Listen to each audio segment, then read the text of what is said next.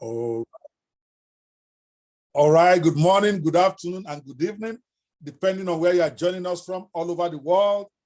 This is Dr. Kwebanwo, the founder of the Business 360 Club and CEO of Mobisoft 360 Inc., what I call an AI fanatic at this point of my life. We are in the middle of the 21-day bootcamp for ChatGPT monetization bootcamp.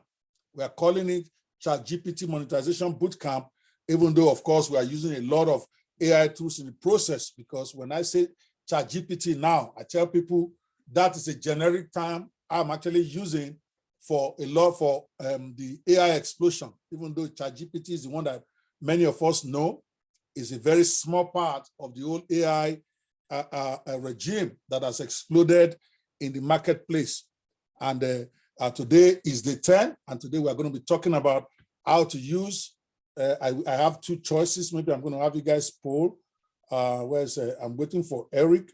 Eric is supposed to get my PowerPoints done for me for some reason. I've not heard from him all day, which is unlike him. King Glue, you want to call him? Is it done with the PowerPoint the way I gave him the direction or not? So that I know what exactly I want to focus on this morning. We have what we have on the schedule today is either we're going to do social media monetization, making money with social media using ChatGPT, or learning how to use ChatGPT to create courses, to create commercial courses that you can sell, that you can provide out there in public to your own audience, that you can sell and that you can use to make your own money in the in this explosive AI space. So I don't know, King Glue, are you able to do a quick what is it called? A quick poll on which one do people prefer? The one we have the full PowerPoint of the social media management with ChatGPT. That's a business, one of the biggest businesses out there right now. Social media management with ChatGPT, and we have the full PowerPoints ready. Or you want to take online business courses, the commercial online business courses where you can create courses with ChatGPT, sell it, and make mega money. So which one do you prefer? We have the PowerPoint for the social media management business with ChatGPT ready, but we don't have the PowerPoint for the online business course ready, even though I can teach it straight up, because it's going to be practical anyway. I'm going to go to ChatGPT and we're going to just use it to build course step by step. So whichever one you guys want. If you want the social media management course to be done today, give me 1. If you want the creating and deploying courses, commercial courses from, don't mind my accent, the courses that are meant is COURSES. I've not been able to make my accent to say it differently between courses and courses. I don't know. So if you want to create online courses with ChatGPT, that would be 2. If you want me to teach social media management with ChatGPT, that would be 1. How to elevate your social media strategy with AI and unleash it, that will be 1. So let's quickly, King Glue, are you able to create a poll while you are, I know you are not the creator of the room, but you're a moderator. Are you able to do that? King Glue.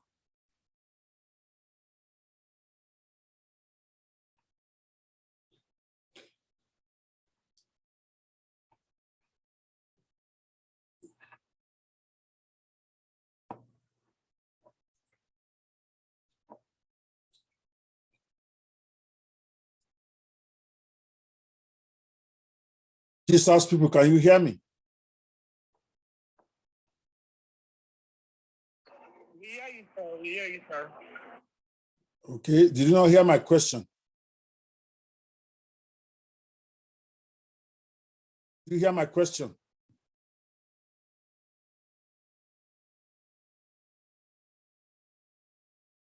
King Glue. I lost my network for a moment, sir. I had to restart my phone, sir. Okay. Yes, sir. Yeah, I can hear you. All right, I've created the. I wanted you to create a poll for me, but obviously, you are not hearing. All right, guys. For those of you on Gist House, I've created a poll.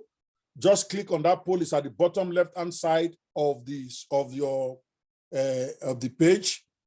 It's the blue button, bottom left-hand side, right above your microphone button on Gist House. There you can vote whether you want us to do social media management today, or whether you want us to do online course creation with ChatGPT. Same way for those of us in Clubhouse, you want to vote.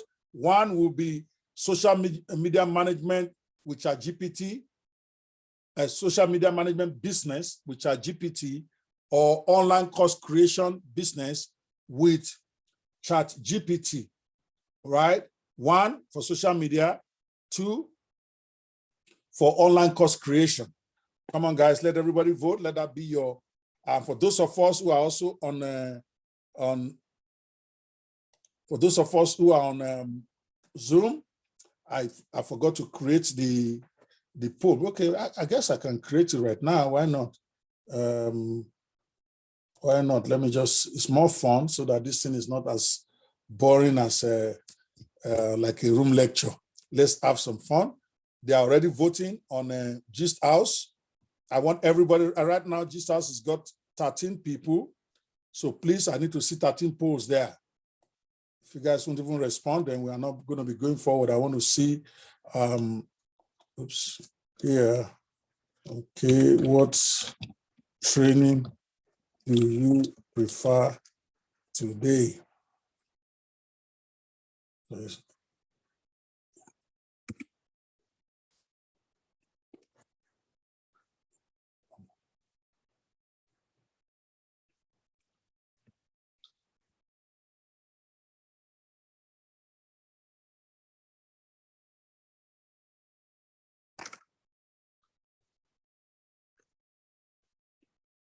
Social media management or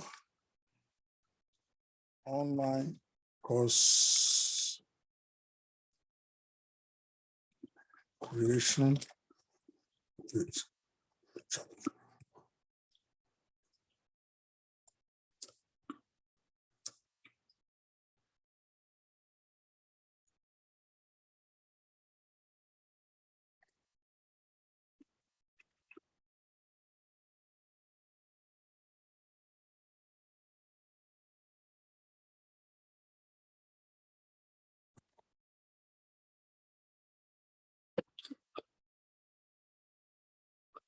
All righty, for those of you inside of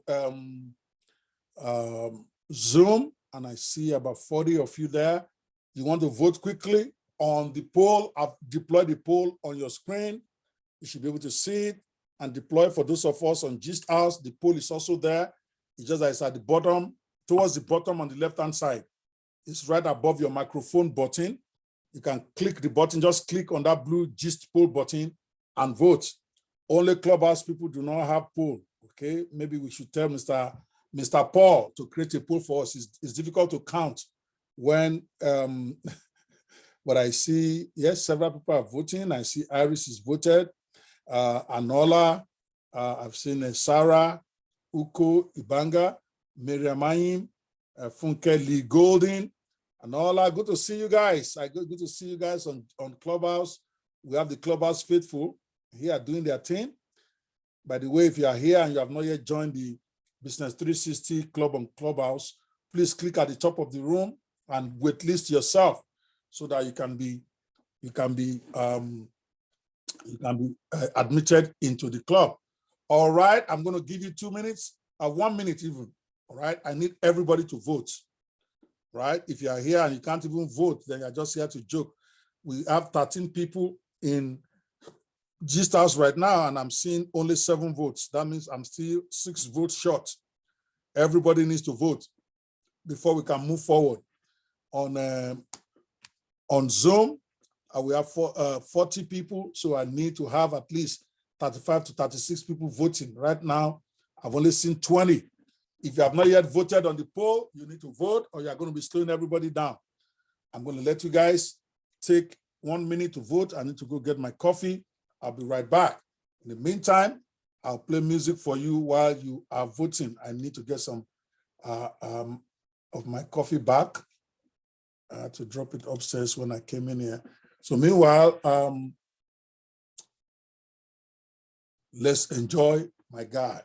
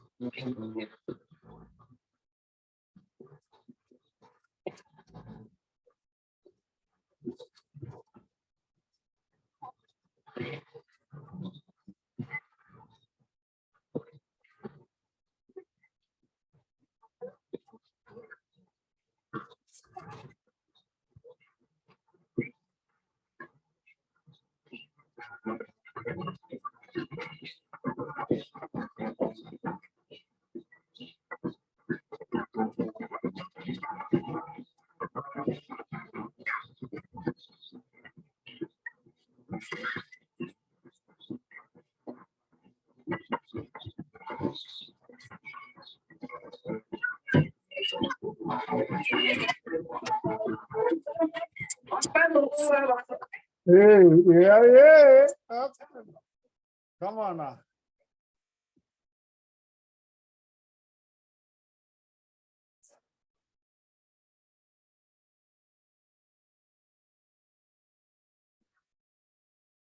You guys can see I'm very happy this morning.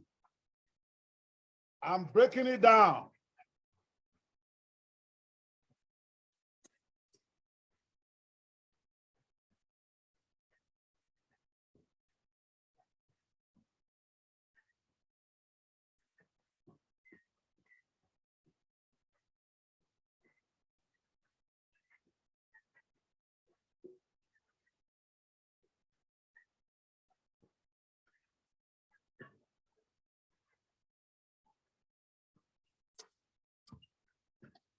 Let's go.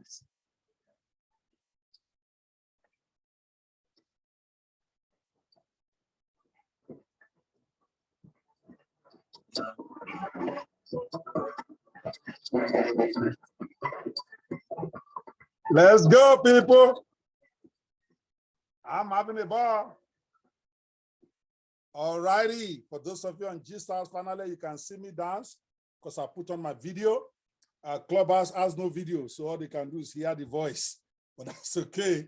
Those of you on G-Stars, you can enjoy the video and have fun. Let's have a great time today. Okay, let's check the polls.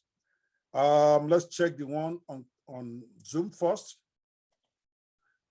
Where is the link? There you go. So we have 25 people that have voted on Zoom, and it's almost a tie. You can see the poll there is 48-52 with the online course creation leading by just 4 points. Okay, so it's almost a tie. On Clubhouse, on Gist House, I think the online course creation won. That is out of 10 votes. I see online course creation actually leading. I don't know by the margin. That's strange. You didn't tell us the margin, but you can see the the bars, and it's almost like double from what I can see here. About 7 people have voted for the online course, while 3 people have voted for social media management. On Clubhouse, I think is let me see here. Clubhouse, I see two.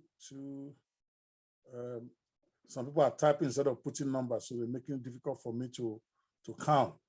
But from what I can see here, it looks like I see. Let me count social media first. See, this is the problem with Clubhouse right now. The thing is difficult. So 1, 2, 3, 4, 5, 6. So I see 6 people voting for social media and Clubhouse.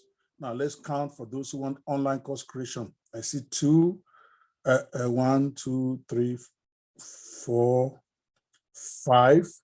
So out of those that I can see voting, I see 5 who actually typed in social media or online course creation, meaning that even on Clubhouse, more people want to do online course creation. Okay, maybe we do that, even though our schedule today actually did say social media monetization, but I really don't feel like talking social media today. I want to do what I feel like doing, right? I'm not a slave to the calendar, even though I don't have the PowerPoints for that.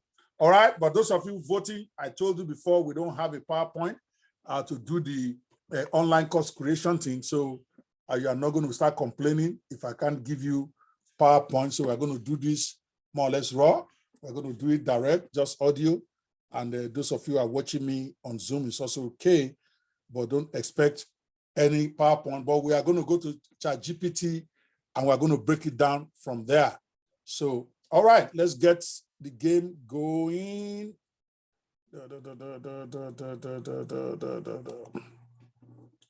All right, before I suck up all the air, maybe we should do a little bit of Q&A because once I start talking, you guys know I'm a good, it takes 2-3 hours, and I'm getting this sneaky feeling that some of you feel that I'm just the only one doing the talking here. So maybe we should do some discussion.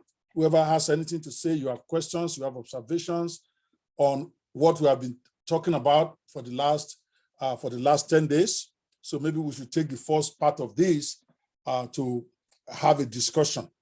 All right. So if you have something to say, you want to come up on stage. If you're on Clubhouse or Gist House or you are on any of the, let me close the video on here so that I'm not looking funny. All right, guys. So if you're on Gist House and you have a question, if you're on Gist House and you have a question, you want to come up on stage and ask your question, because what we're trying to do here is,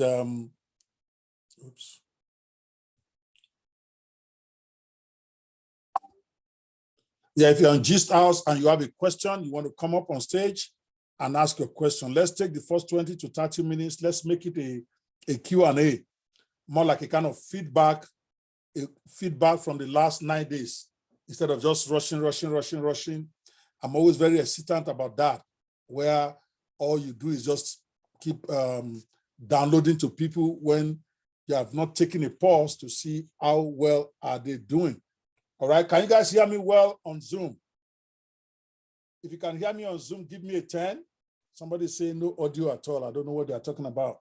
Olabisi say no audio, but everybody else is hearing audio and they are seeing me.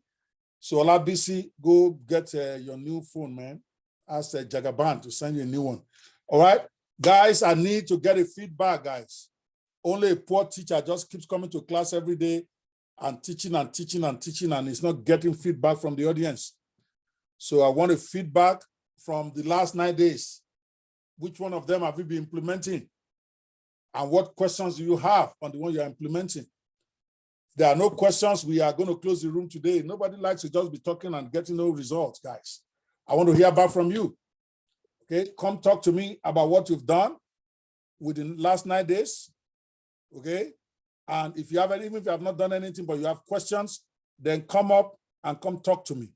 Okay, I am not going to continue until I get feedback from about 5, 6 to 10 people, because I've been there, done that. I learned that from when I was pastoring. You can preach every day for the next 1 year. If you are not taking time to be sure that people are even implementing what you are teaching, their life is not going to change. They're just going to remain the way they are. Many people are what I call training junkies. They just want to come, they want to get excited, they want to learn, they want to make notes, but they don't want to do anything.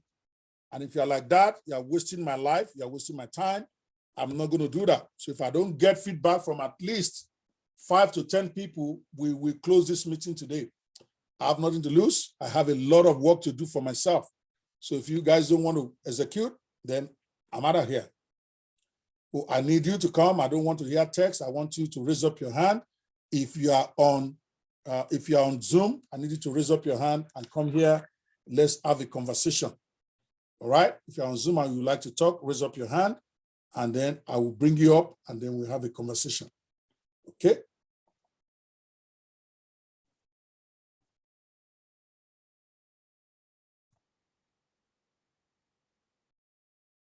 All right. For those of you who have raised up your hand on Zoom, I'm going to bring you up. Try to see if you can open up your your video. Many of you don't know how to market, because by also contributing, asking questions, and putting yourself out there, you are getting known by people. That's how you make money. You don't make money by hiding in the audience. Nobody knows you. Nobody is going to collaborate with you when they don't think that you have anything to offer. So when you get an opportunity to come on stage like this, please seize it. It's what I do, especially if you have something to offer. When you're in your obscurity where you are, big boys are not going to come and collaborate with you. But when you take every opportunity you get to contribute, now don't go and be contributing rubbish if you have nothing to say. I understand that. But if you really have something to say, you want to come up there and, share the little you know. All right, so we have 4 or 5 people on Zoom. Zoom right now, we have 49 people there. I need to have at least 5 people contribute to this feedback, or we are not going forward. And I'm serious. You guys will find out I'm very serious in a minute. Those of us on Clubhouse, I need to get at least 3 people to give a feedback. I see Sarah on stage. I see Manny on stage. Then on Gist House, I need to get at least 2 people that are not, in fact, at least 3 people, because you are 18 right now. So you need to come up on stage. I need to talk to me, and it won't be King Lou. So I see Minister Maxwell Asin. All right, let's start it going. Let's start it out from Clubhouse, then we come to Zoom, and then to Gist House. How about that? So Manny, you want to go first before we go to Sarah? Your feedback. Thank you very much, Dr. I really want to appreciate you. Though I have not been in all of the sessions, but I've been in 1 or 2, and then this one because of work. I come back from work, and then you're already fast ahead. But really, I want to thank you from this group and the other sessions you've had when even during the political time. I've always found your submission and your ideas really great.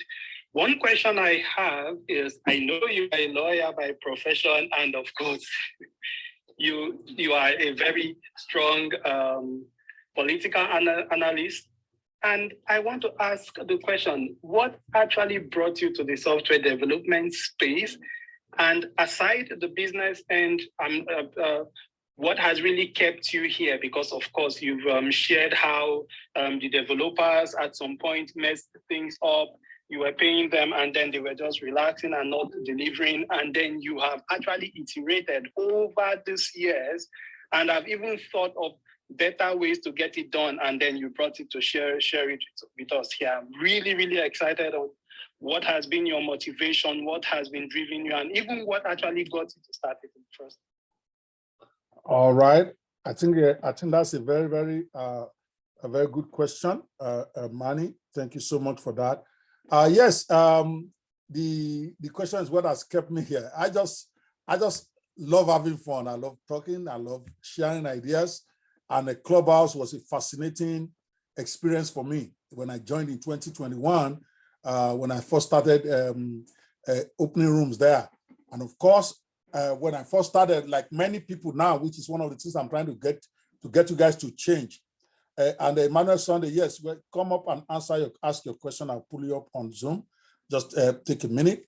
So is that I never had a plan when I went to Clubhouse. I just went in there to enjoy myself, and then after 1 month, 2 months, I still really didn't have a plan. So I was enjoying the political rooms because I was very, very invested in the politics of my country. As you know, I believe that if we can get good leaders going, Nigeria can really get transformed. We are too smart. Everybody tells me that everywhere I go. Nigerians are very intelligent. Nigerians are very this. Nigerians are very smart. But we can't even power ourselves. We can't give ourselves light. We can't get jobs for our youths. Our roads are bad. We're a shit old country. It's a fact. I'm not abusing Nigeria. So I asked myself, why is that? How can you have people that are so blessed and yet they can't make their country work? So I was very interested in the politics. That it's about time we change what we have been doing. And that is one of the reasons why I supported Peter Obi eventually. Before then, it was Kingsley Moghalu. I wanted to support somebody I believe could really change our nation. And before I knew it, I was in a web of fight on Clubhouse. I didn't believe in separating the country. There are those who wanted to break the country, the IPOP people,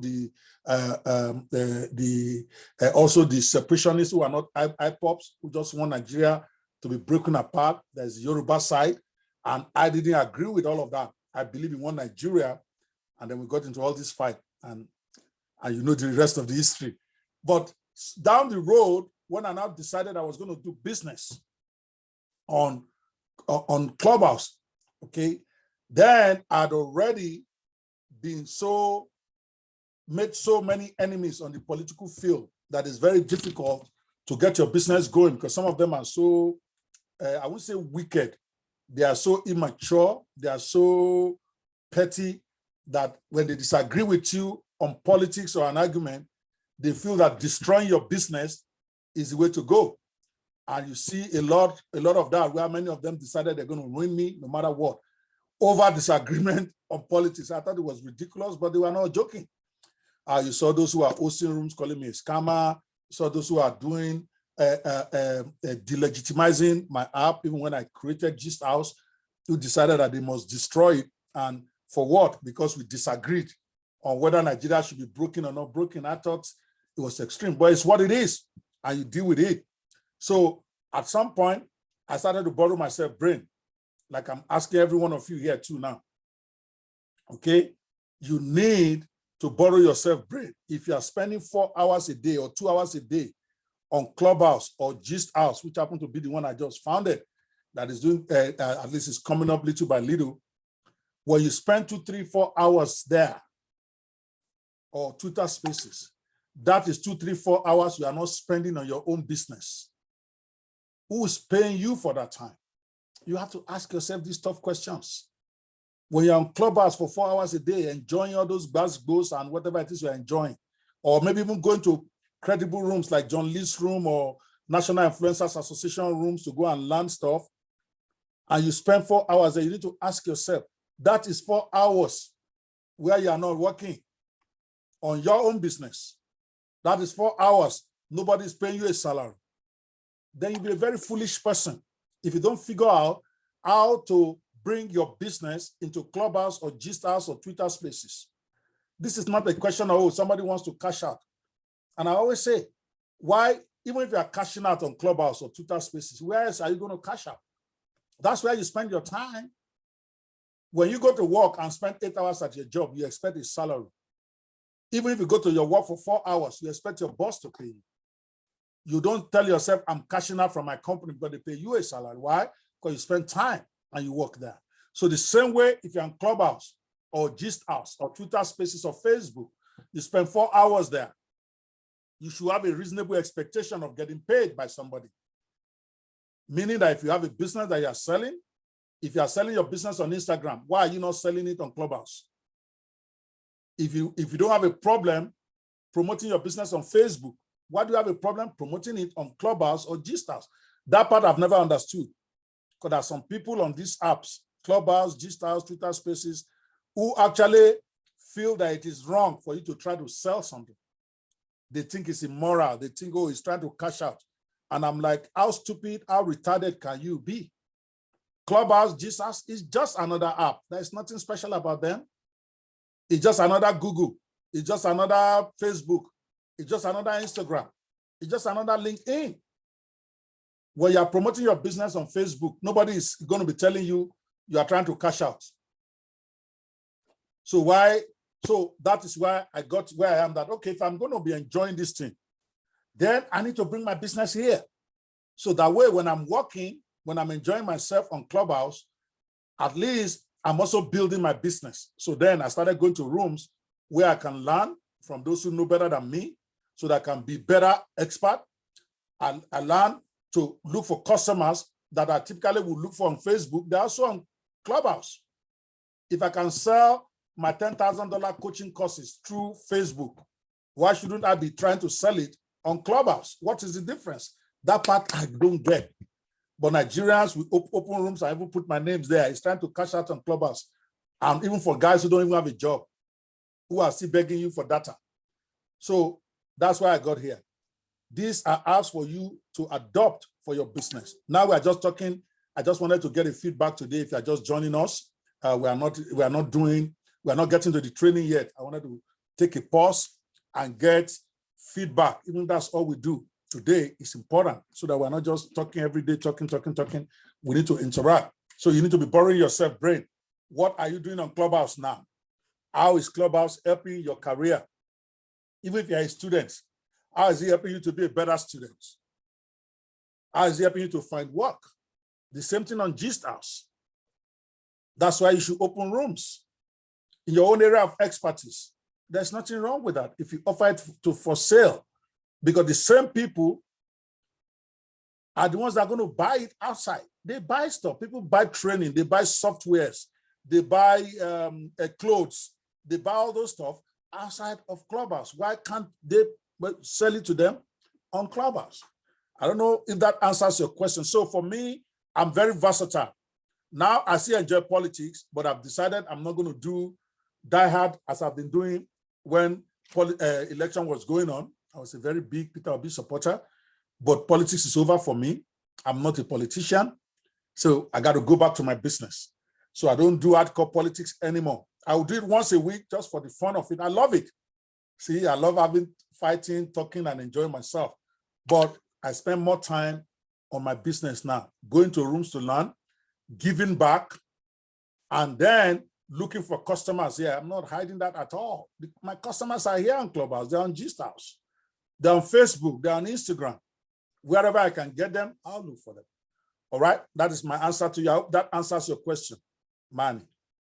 You actually elaborately answered it. Thank you so much, Dr. I really appreciate it. And really, you made a very salient point about coming to spend time on Clubhouse. Is it for learning? And if it is for learning, are you implementing, or you just keep on learning without implementing and actually spending that level or that amount of time without actually doing or making anything out of it? Thank you so much. I really appreciate it. Thank you.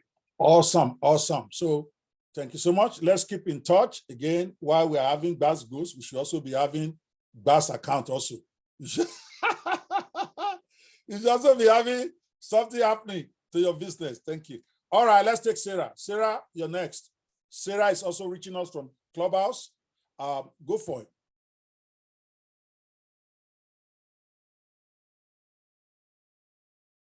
Sarah, are you there? Yes. Hello, everyone. Yeah.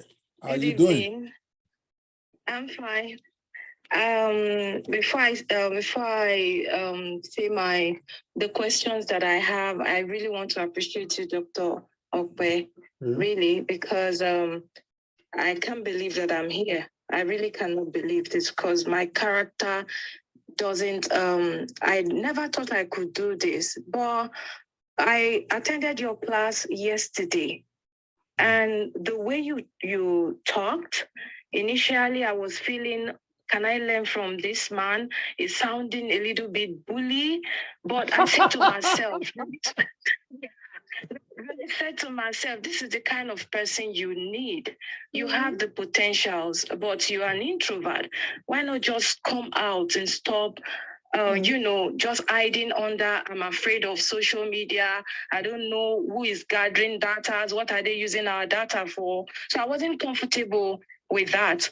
But when you spoke and say, listen, when you're here, you have to utilize it. If you don't want to appear, you can use an avatar. So I appreciate you for making me come out of my shell. And you told us to create a book cover, which I did. I joined the WhatsApp group. I would appreciate, sir, if you could just take a look at it. I know it's an amateur, but I love being criticized. It helps me to be better. With that being said, I'm talking from Germany. We have a shipping line, and this shipping line has been existing for over 20 years. Now, because of the event of COVID, there was serious low down in sales. So I said, how can I help through social media? Most especially what you introduced us to yesterday, which is ChatGPT. How can I monetize using that?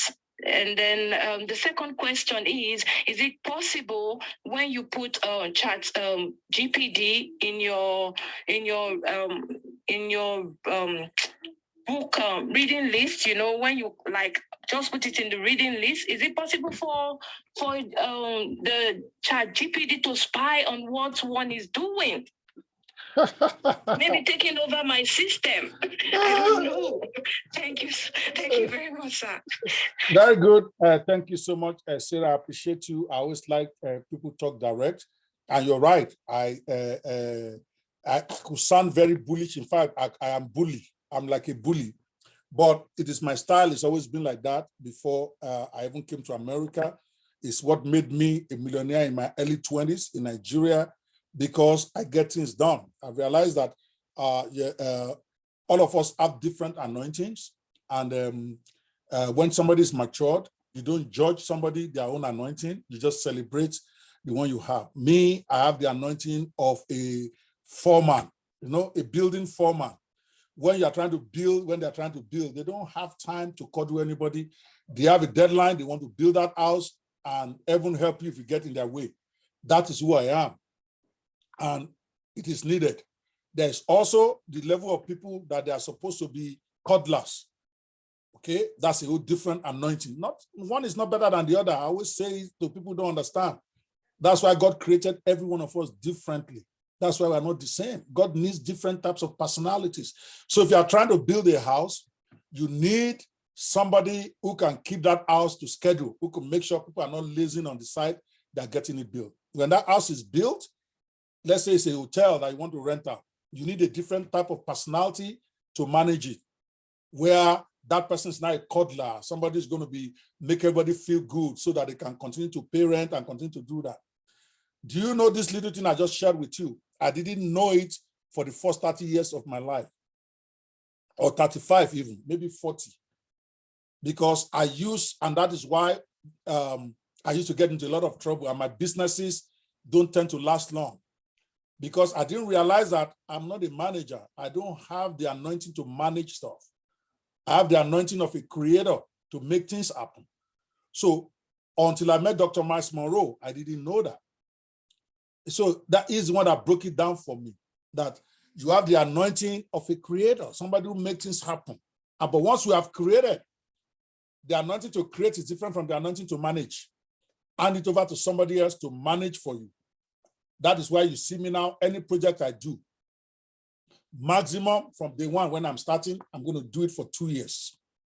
After 2 years, I'm walking away. Whether it's making money, it's not making money, it doesn't matter to me. Because after that, I will be the one that will start destroying the company myself, because I like to tinker. I like to do stuff. So, and I don't believe in coddling anybody. And I'm not going to learn. I don't want to learn. I'm a teacher. I'm a coach, like I tell everybody. Your coach is not your friend. Some people get that confused because I'm very jovial. I laugh with them. And even those who pay me $10,000 to coach them for 60 days, they get confused. And I'm trying to stop that a little bit, not to be too friendly, because I'm too nice. But they forgot that I have a job to do. When you pay me $10,000, for instance, for my coaching program, that's what I'm charging for my 60 to 90 days to help you launch your first product. It came with a guarantee that if you launch and you don't do twice what you paid me, I'm going to have to give you a refund. So there's no time to baby you. I'm not your daddy. I'm not your brother. I'm your coach. I'm not your friend. So that comes off wrong sometimes because people assume that you're their friend. I don't know most of you here. I don't know you. I will never meet most of you. So we are not friends. We are colleagues at best. And if you happen to then be a student of mine, then you are my protege. Colleagues, I can understand. We have to be nice to each other. We're on the same level. We talk. And when I go to other people's rooms, I'm always like that. But when I'm teaching and you come into my class, that means you are now a student. So the way I talk is different. So if he rubs you off, I'm not going to apologize. I'm just going to say, understand me better. But you can see the result of it. You yourself, you're already coming out of your shell. If I'm being over nice and cuddling you, 2 years, you'll still be there. All right. So I'm just saying that for those who don't know me, I could be I'm very bullish because I need to get stuff done and I have no time. That's number one. Number two, to your question, it is natural for you to be nervous and anxious about this whole AI thing. Yes, could it take over your system? Could it be spying on you? They're already spying on you in case you don't know. Do you have an iPhone, right? Yes, I do. Okay, all right. It will shock you. There's I myself, I just found out this recently. When somebody was working in Google, is the one that when I traveled to Atlanta, I'm talking about less than 2 weeks, I was in shock. Do you know that every word you have ever spoken on your phone, every place you have ever gone is recorded in that phone in your hand? I can show you now, you'll be in shock. They already spy on you since forever. So imagine when I saw that fear catch me, I said, sure, thank God that somebody doesn't do rubbish again. That means if your wife knows where to go on your phone, the thing keeps track of where you went, how long you stayed there, with the map of the place and the address. Even if you shut down notification, everything on your phone, it's internal. I didn't know that until 2 weeks ago. So now it's like me as a lawyer now I know that. So if there's ever, let's say we are doing a case and there's ever any dispute about where anybody was or where it was not, I know where to get it. It's a printout with the address of the place, how long you stayed there, how many times you went there each week. It's crazy. Do you know that, Sarah? I'm sure you don't, right? I do to a little extent, sir. I do. So if that is already going on, why are you then afraid of ChatGPT? They already got me, is the way I'm thinking. Okay, so if they are going to take my business, they can take it. So you just got to go. And that is what I tell people. Yes, there's danger, obviously, in technology. But the way I see it, none of us is big enough to be worrying about whether they are coming for you. If they have not gone for the billionaires, is it me they want to worry about? I'm still struggling to make a little money. Just do the best you can. Learn about how to protect your data as much as you can, but don't get caught up in it. I have a simple policy. Anything that I put out in public, I assume anybody can get it. So when you create your Facebook page and you put the name of your children, what do you think is going to happen? It's going to go everywhere. So I'm not worried about my privacy anymore. I already assume I do not have any. So I'm good. So that way I try to do what I cannot defend. Now that I found out 2 weeks ago that even in my house, the things recording everything, I have to even be more careful inside my own house. So because this thing they call Alexa, right? When you say, hey, Alexa, right? He answers you and it gives you instruction. That means it's listening 24/7. Or otherwise, how did you know that you just called it? So what they did was that it is when you use those keywords that it will respond, but it is listening 24/7. Otherwise, how will you know you just called it? So everything going on even in your house, it's already there. Yeah, they might be denying it. They may not bring it out, but it's there. So it's sad. That's where we are right now. and it's going to get worse, is what I think. But I will not let that stop me from still doing what I need to do to put food on my family's table. So this ChatGPT, obviously you have not been using it because you are still calling it wrong, is ChatGPT. I don't know, you call it a different name. What I would advise you to do, my sister, trust me, almost anything you want to do that is digital, ChatGPT or any of the tools that are out there can do it for you now. So what I would do if I were you is I would download it. I will start playing with it. Let it do whatever it wants to do. Let it, the day that they seize all of us, when that day comes, all of us will follow the machine. Abi, the day they decide to turn us to slaves, we will follow them. But until that time, right now, I actually believe that we are in control because you are the one giving the instructions. It's just like a very super-powered assistant. It does what you tell it to do. Whether that will change next year, 5 years from now, I don't know. So please, my sister, I'm glad that you have decided to come out of your shell. Then embrace it. Go out there, get your ChatGPT done, get something done. The minute you get maybe your first book or your first plan, like this, your shipping line you talked about, whatever, give me another, you talk about this, your shipping line. Let's practicalize this in a little bit. What will you wish you can do with it or about it? Tell me. They will do it now. Oh, okay, so I would love a system whereby to be able to link most of our customers' ideas, whereby we can talk to them convincingly that they can, patronize us more, because at times there are some failures that is not due to from our own end, is not our problem, but the shipping line, because we don't own a ship yet. So at times, because of the competition, they just walk away. And just to convince them, or if there is any other thing, I'm just out here to learn how I can just help the company, because of the whole thing started during the pandemic. So we lost some customers, and the problem with Nigeria, the increase in the shipping rates over 200%. So I just need, I don't know if the app can help. What you need to do, because it looks like this is a full-blown help that you need here. What I suggest you do, okay, is to actually sit down and actually write down what you think you want to do or what you think you should be doing. And then once you have a little draft, then you can then ask ChatGPT to tell you how to do it.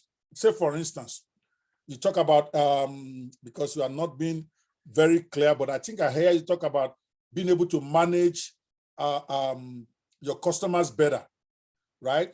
That's what I hear you thinking, okay? So yes, obviously, sir. Yes, sir. Yes, one of the first things you do there, obviously, is having a better customer service management system, like a funnel. Okay, but let's just ask ChatGPT, because I could actually break that down for you without even going to ChatGPT. Is what I do about how to create a funnel and how to be able to be in touch with your customers on a regular basis. But let's say you have somebody who can solve all your problems. Okay. Now, what is the first question you will ask this person? You got to have clarity. What is the first question you want solved? Articulate it, just the first one. And everybody's listening because we are talking about using ChatGPT to do your business. So why don't we do that? Articulate, because we can't solve a problem we don't know. Yeah, right. Wider outreach, I think. Sorry, you think? Sorry? To reach a wider audience, I think. Okay, well, you have to really sit down and think. But let's talk about this. Let me share my screen so that I'm doing it live and everybody is seeing. Because the first thing, and you just raised a very, very important point that you must understand. For you to start looking for solutions, you must be very clear what your problem is. Right now, you're not even clear, even to me. And I'm not even your consultant yet. You haven't hired me. Okay, if you hire a consultant, you're not clear what you want. So, but let's go with what you have. So right now, you think one of your problems is that you are not having a better management of your customers and potential customers. Is that correct? Yes, sir. All right, so let's ask ChatGPT. I'm going to say I am a consultant. We are going to describe what your business is. Consultant to a shipping line. The shipping line was badly affected by COVID-19 pandemic, and has since lost. How many percentage of your customer will you say you have lost after that pandemic? Roughly 25%, sir. 25% is not plenty now. Okay, I lost about 25. Some people lost 75, 90, including me. But let's just use the word 50% so that you can get more encouraged. Okay, has since lost about 50% of its customer base and income. So basically, you are telling ChatGPT your problem, and the more clarity you have, the better it can help you to do that. So I'm not going to say, now I need you to suggest different practical ways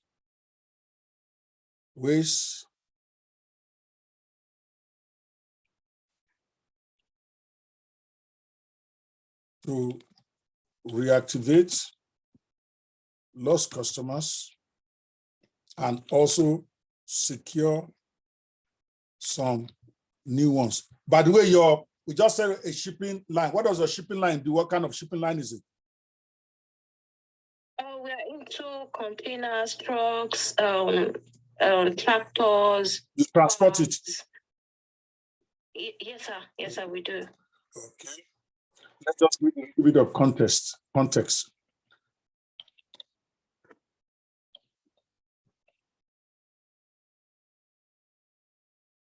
All right, so here is the question. I want to go ask ChatGPT for you to start figuring out some stuff. I'm a consultant to a shipping line. Let's just say I'm the owner. Let's even say the owner of a shipping line transporting containers, trucks, and big engines.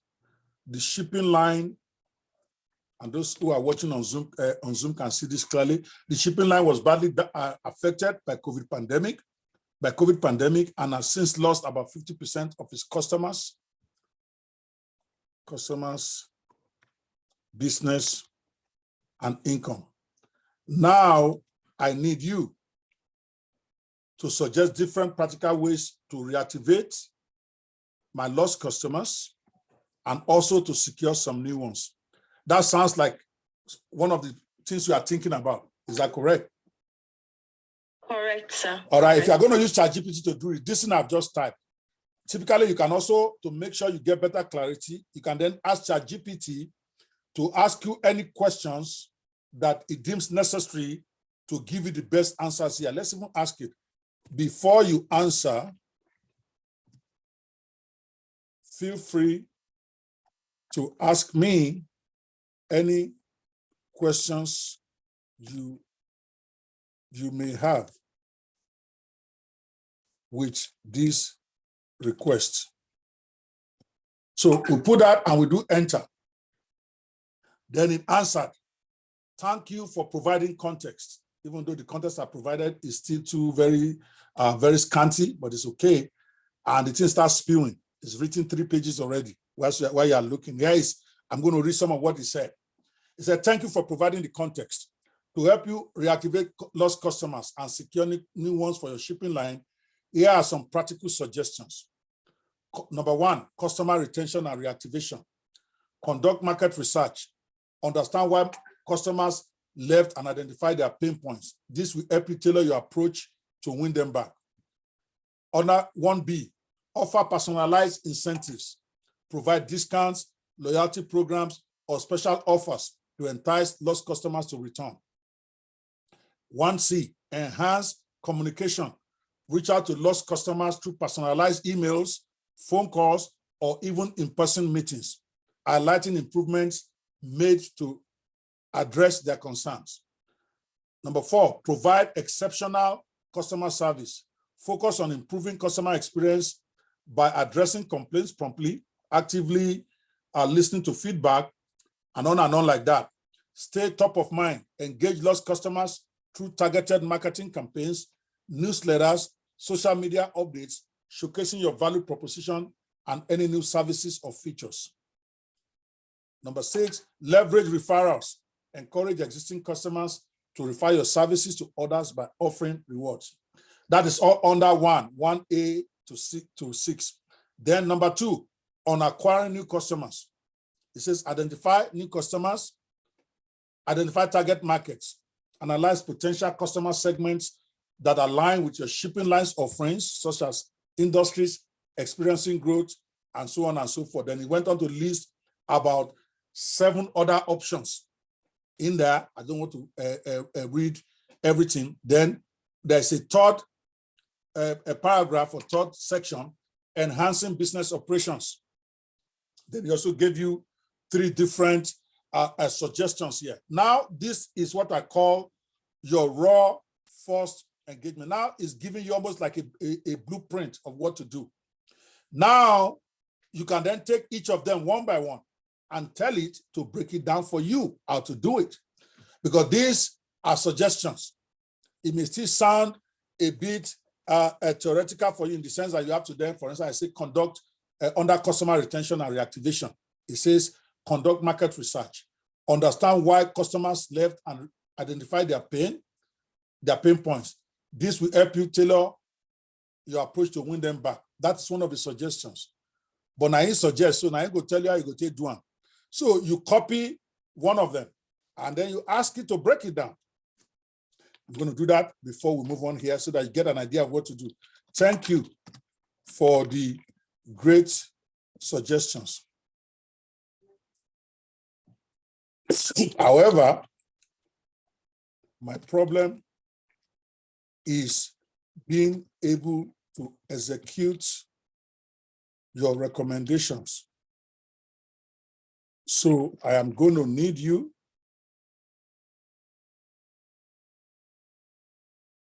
break each of these recommendations down with actionable step-by-step process to execute each of them. Let's start with the first one. Then you paste that first one is suggested to you, which is conduct market research, understand where customers left and identify their pain points. This will help your approach. This will help your approach to win them back. So I'm going to quote back his own suggestion to it, and I'm going to tell it, let him now break it down for me. So when you add all the suggestions given to you, maybe it's about 12, now you take them one by one to give you more ideas about how to go about executing. Because those suggestions are really great. It's what any consultant will charge you $50,000, $100,000 to try to help you get. But you can write a comprehensive reactivation plan using ChatGPT for free. And you can write it better than a 20-year-old consultant in the shipping business, because I haven't even done that. I could have started by saying I'm a consultant with 30 years experience in advising shipping lines who are struggling financially.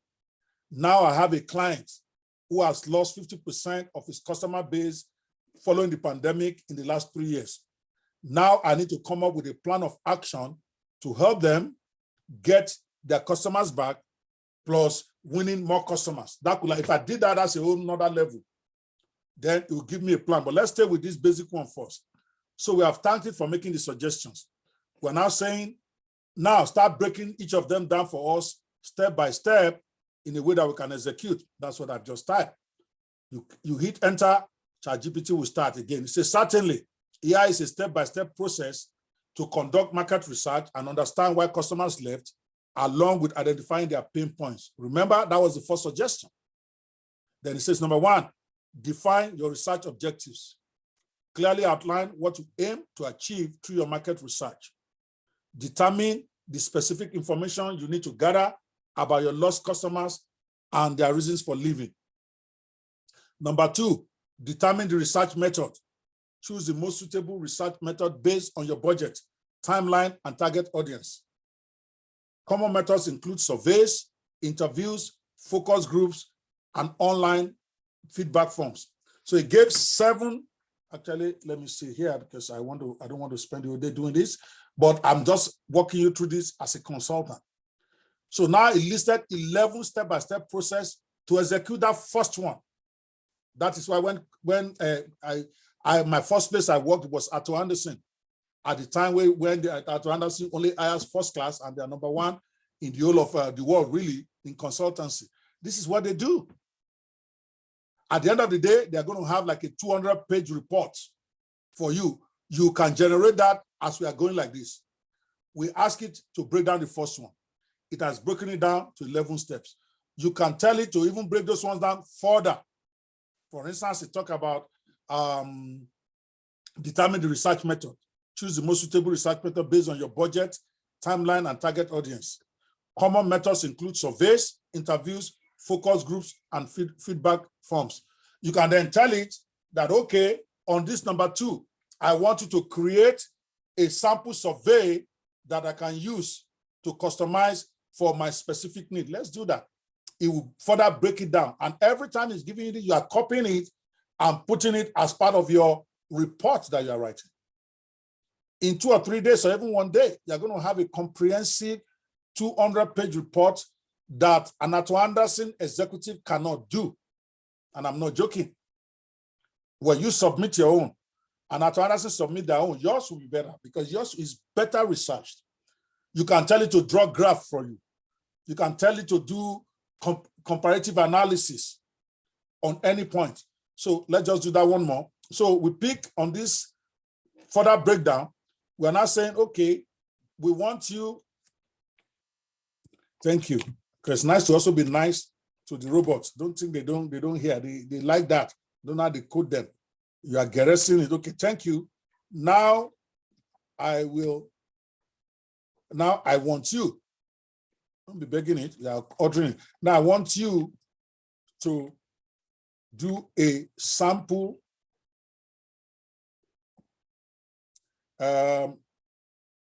survey that will be appropriate for the recommendation on doing surveys,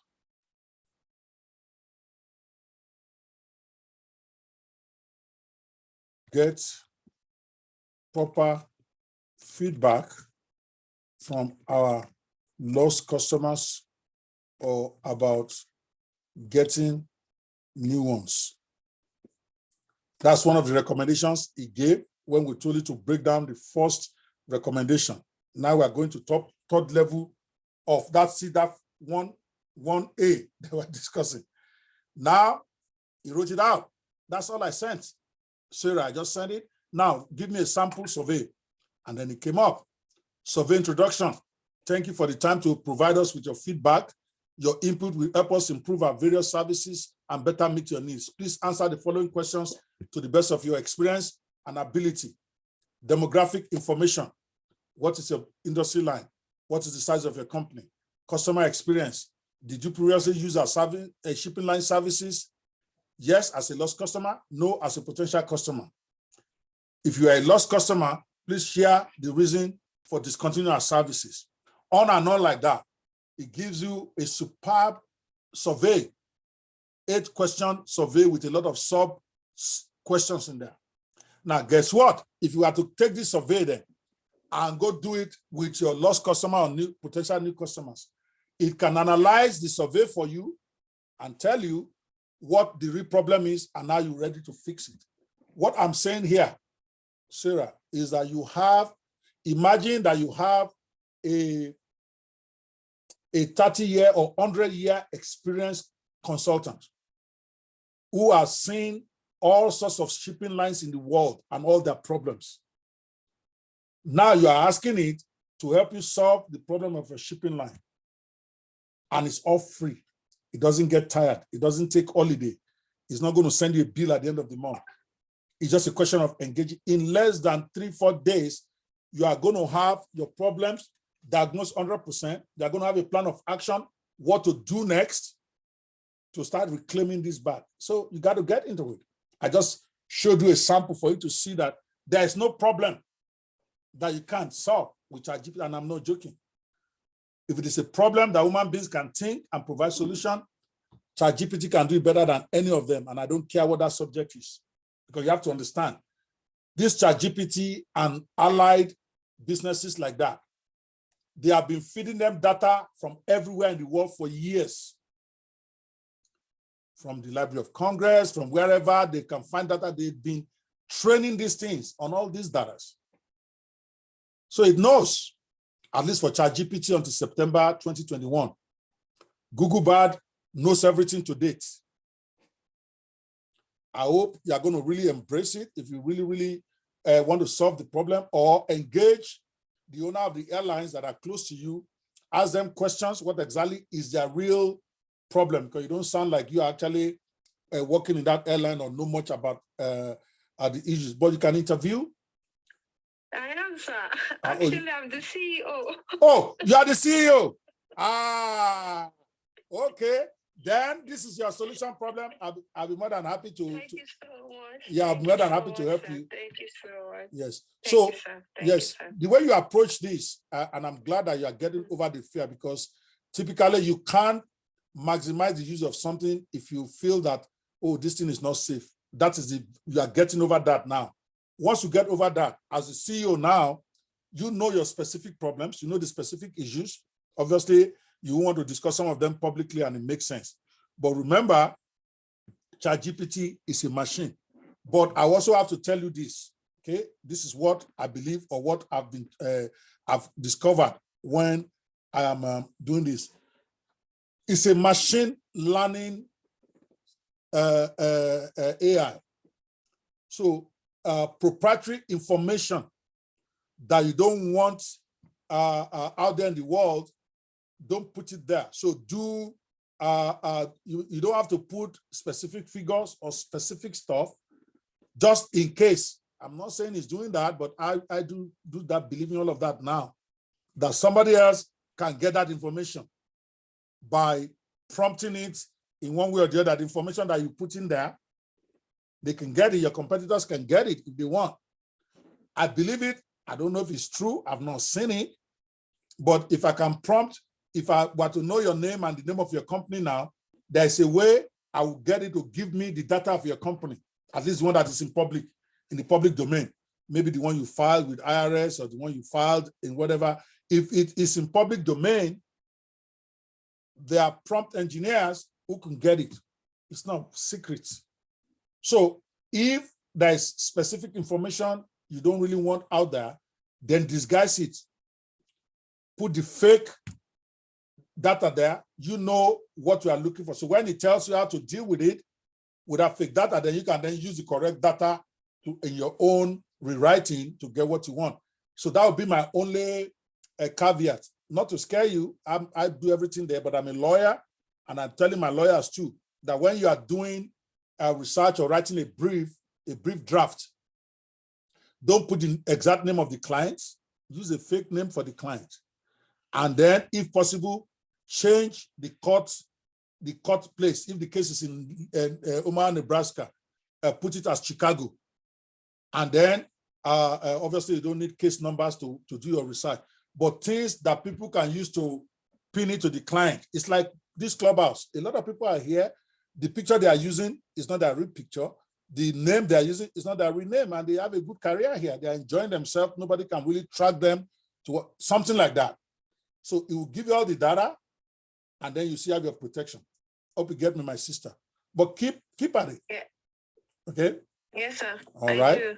Everything you said, I really appreciate it, sir. I'm just going to jump at it. Thank you so much, sir. All right. Thank you so much. And don't marrow my bad life to me. Don't look at my bad side. I'm a good guy. No, if not, I won't even still be here because this is my second day in this whole clubhouse. Oh, this wow. is my second day. Wow. Yes, sir. This is my second day. Wow. It's new to me. It's new to me. Then trust me, I'm a good guy. When you get to some rooms, you will delete your account. I swear. I swear to God. My partner, I brought him here for one time. Unfortunately for me, he happened to enter a room where some guys were dragging me like a bad generator. He said, "This is how this small boy is talking this place." He says, "These people that have no home training." He deleted the app. He has not come back for 2 years now. So I'm probably the better of those guys. Trust me. And I'm glad to have you do. Hopefully we'll be able to help you. Let me know if there's any way I can help offline, and we keep the conversation going. All right? Thank you so much, sir. Thank you, sir. All righty. I think we have taken 2 people from Clubhouse for now. Let's take, is there anybody on Gist House who is ready to ask their question before I go to Zoom? Clubhouse people, for some reason, don't like to talk, and you're wondering why people don't want to come to your app. People love to have conversations. You stay there and you are looking. Any question, guys? All right. Well, I think we are going to disconnect Gist House this morning. They think I'm joking, even though it's my app. This is a training, okay? And I want people to actually be engaged. Otherwise, it's a waste of time. Trust me, I'm an instructor. When you don't stop as an instructor to look back, talk to your students to be sure they're even following you or they're executing some of this stuff, you can spend a whole month of your life just talking. Their life is not going to be different. They're not going to be using it. So yellow card for Clubhouse, for Gist House, and I'm not kidding. If you want to do Basbo's rooms, go and open it and start to abuse yourself and talk about Peter Obi and Bola Tinubu. That's also okay. There are rooms like that happening right now, okay? Go enjoy yourself. But if you want to be in my room where we are talking business, you got to contribute.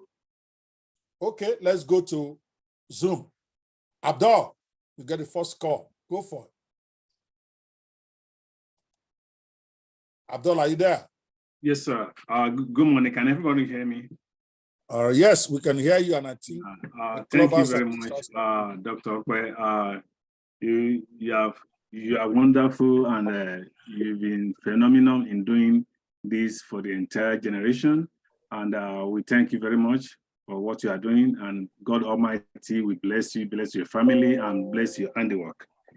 And I really enjoy being with you since the clubhouse before this started. And I see that you are someone that uplifts, who doesn't want to maybe have some drag in their in the way they are doing. I will say I'm one of them because I've been having those challenges as well. But since I've met you, my way of doing things have been really, revolutionary. Not lies. Let me say that, and this has really helped me a lot. And most of those things you've been doing, I have passion for them. Most especially like software aspect, because I'm a cybersecurity engineer and I work in cyberspace, and I've been trying to do all this, to make sure that I do something that I have passion about, and also as a I coach as well. And since you've started, I really enjoy everything you are doing, and this really helped me a lot in achieving my goals. Thank you very much. That is my contribution. However, about the commercial book launch, I think I so much have passion in that area as well, because I have a friend that when we grew together, and he used to write a poem. It's more like a poem, but he doesn't publish them. He just writes. I just see him sitting down, writing, and every time I keep on saying, when is he going to write it? When is he going to publish this thing? When is he going to publish this thing? Then when you started, that was first thing that came to my mind. Oh my God, everything this guy has been writing for years. Because I know it's not, maybe he's not writing them now because he's into shipping. So I said, okay, I'm going to tell him if we can collaborate and let's put this thing to action. And what you did was a really great, tools. And this really have helped a lot of people, and I know very much that's helped a lot of people. And I quickly invited all my friends that I know that they will benefit from this, and it has really been a breakthrough for all of us. Thank you. That's my contribution. All righty. Well, I don't know what that was all about. So here is my question. You have, how many of my trainings have you been to?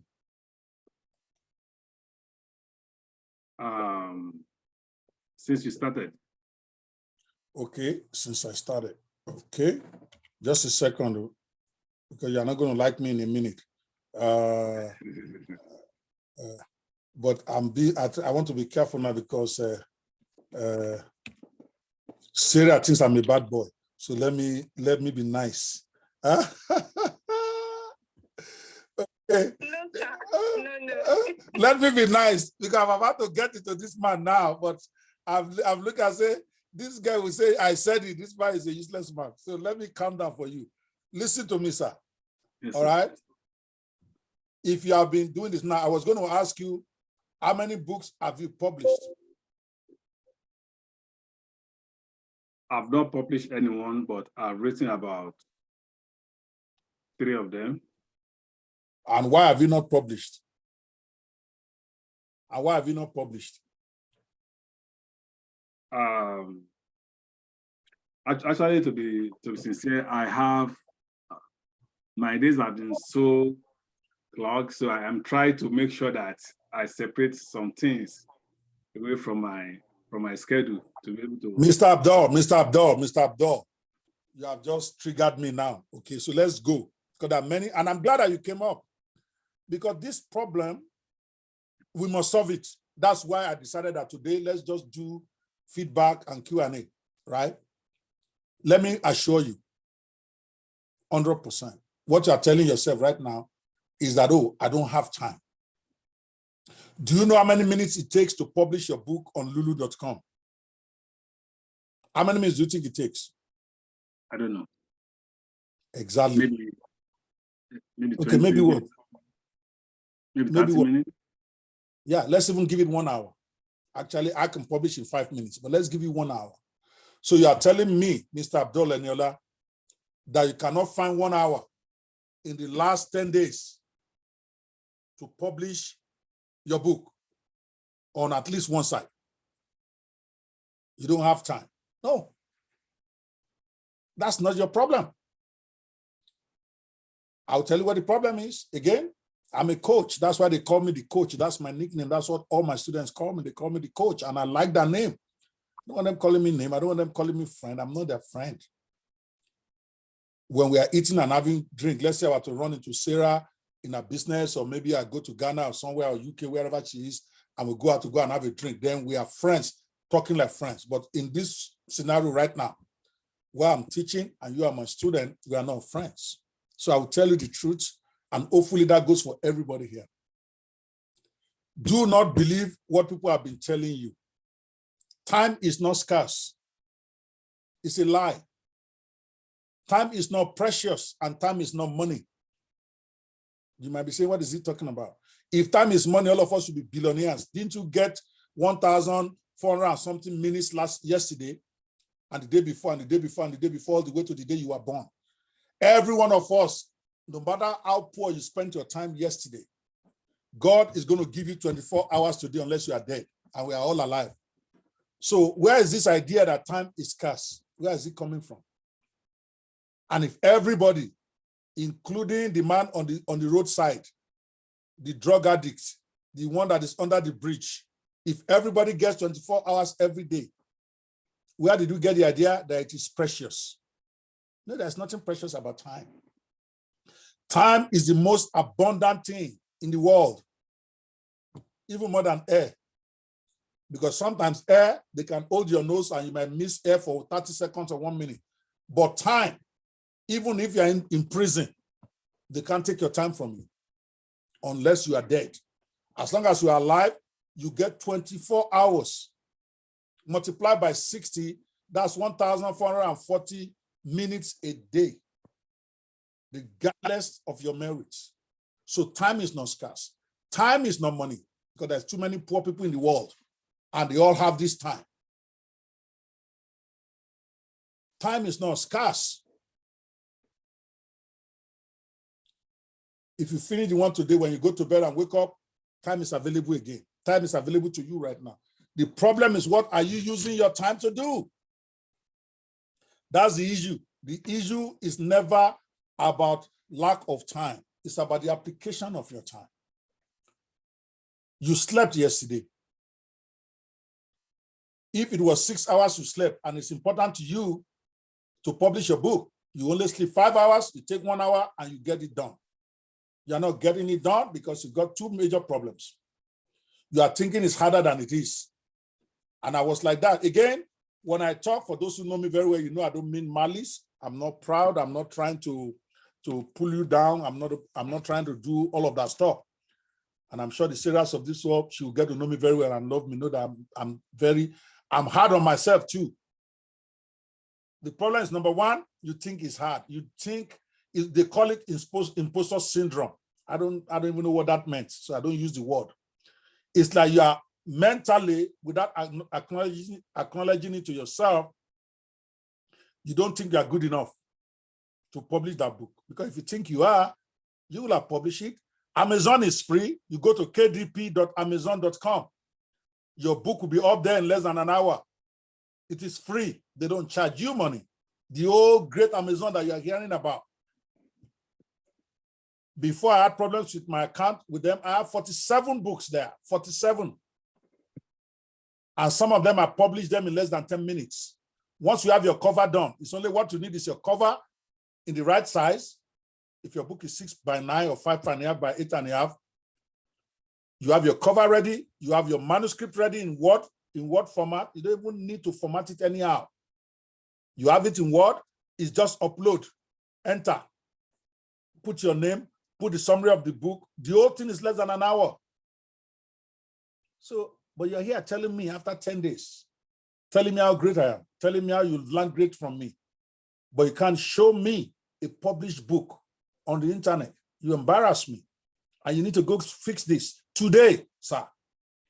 If cover is your problem, no, wait, sir, I'm still on you. I'm not done yet. And I'm saying that to everybody. If all you are going to do is come and listen to me and not take action, don't come. It's a free conference anyway. It's not like I'm charging you. It will be okay for me if I charged you and you are not taking action. At least I got paid. So my time or my life is not wasted. That is why a lot of gurus say, don't do free workshops. And they're correct, because when you do free workshops, people don't take action. If before you came here, you had paid $99 or $299, it won't pay me if you don't take action, because I got paid. I'm going to spend the money. I'm going to enjoy my life. But I'm not getting paid and I'm not getting results. Then I have a problem. And many of you listen to me. I'm just using Abdul as a contact point now. You are all the same. If you have not yet published your book, because it's the easiest thing to do. You just need to dare. So number one, you don't think you can do it. Something is holding you back, maybe because you use ChatGPT to write the book. Somewhere in your brain, you are thinking that you are an imposter, you didn't really write the book. Let me help you with that. You are the one that wrote the book. You need to get pride in your book. ChatGPT is just your stenographer. You are the one that told it, I want to write a book on this. That means it was your idea. Most successful people, by the way, they use ghostwriters. All those books that Bill Clinton wrote, do you think he wrote a word of it? He used ghostwriters to write it, but his name is on there. He's being paid millions of dollars by publishing companies. Obama, all those popular guys, go and ask around. They don't write it themselves because they don't have the time. It's not that they can't even write. They don't have the time. Book writing is not their thing. So they hire a ghostwriter who will write everything. The only thing they give the ghostwriter instruction. Okay, I want this book to be about this. I want it to be about that. Then the ghostwriter goes to write. Now, what we have done is that with ChatGPT, every one of us, now I'm talking to everybody now, not Abdul, I'm talking to everybody. Understand that what you have now got is you've gotten your own ghostwriter in ChatGPT or Google Bard or any of the AI tools you are using. and you don't have to pay. And your own ghostwriter is better than Obama's own. Why? Because he has more research capability than the one Obama or Bill Clinton or Donald Trump used. So your book actually will be better research, better quality than the one somebody went to a hotel and stayed 6 months to write. If you decide to write a poem, your poem will be better than Wole Soyinka's own. If you know how to prompt ChatGPT. If you tell it, I'm a poet of 50 years experience, and I've won many awards as a poem writer. Now I want you to write me a sonnet. A sonnet is a 14-line poem, right? I want you to write me a sonnet about this, about that, that we, in the line of the man died or whatever, quote the best literature stuff you have. ChatGPT will write it for you, and it will be original. If you know how to prompt it, I don't want you to plagiarize. I don't want you to copy anything. I don't want to make anything up. I want it to be original content that will pass AI detection tools. It will pull it out for you. So your book is better. A lot of us are not valuing it because we think it's written by AI. And I'm saying that's what I'm working on. I'm working on the mental part, because that's the problem. I know, Mr. Abdul, that's not, it's your publishing. Publishing is not your problem. There's something internally that is holding you down.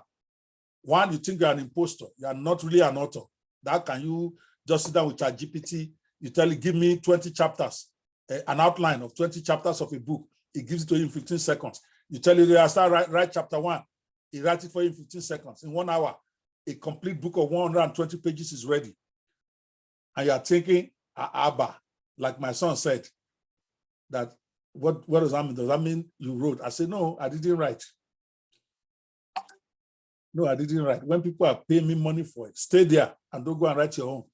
So number one, believe internally that this is your book and be proud of it. Even some of my own books now, I'm putting it on the forward that this book was written with the assistance of ChatGPT, machine learning, AI. So what? As a matter of fact, that gives my book better value. When you go to lulu.com, you go to kobo.com and you see my book, they are $39.99. Typically, I sell my books $19.99. I'm saying my book is worth more because it is better research. When you hold it and you read it, maybe you have seen ChatGPT Business Gold Mines. If I had to write that by myself without the aid of artificial intelligence, it will take me 1 year to research 20 different businesses and talk about it the way I've talked about it. But it all got done in a couple of days. It's no longer the time you used to write the book, but the quality of your book. That's number one. Number two, you got to reallocate your time. You have time, sir.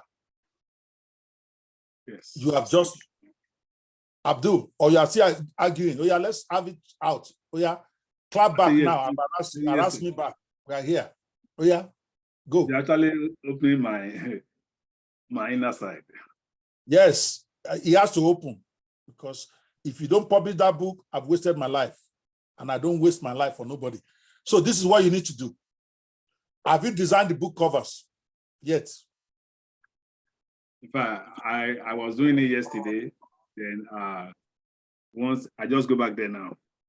So I was doing it, I couldn't finish it. All right. Don't let what you cannot do stop you from doing what you can do. If graphic design is your problem, you can't use Canva well. Canva is what I recommend. Or you can't use Midjourney. Midjourney is even a little bit. That one requires you to learn prompting and all that. Pay the $5 or $10. Can you afford $5 or $10? Yes. Mr. Yes. Go to Fiverr, pay somebody. There are people who design book covers like magicians on Fiverr for $10, maybe 20 at most. They will design your front, your back, your Amazon back cover for you. That would be my first recommendation, because while you are trying to do all these designs yourself, life takes over. And then you leave it halfway and then you are done. Unless you're absolutely so broke, you cannot afford to pay $10 for a book design. The guy that designs my own book, for his name is Mutil. And I think I've added him to that our WhatsApp group. You can search for him there. He's the one, I trust him. He designs all my books. And he has said is going to discount it bigly for everybody. Maybe it's going to take only $10K at $10. It takes 20 for me, for my own book design. All right, it does all my designs, and I just pay him at the end of the month.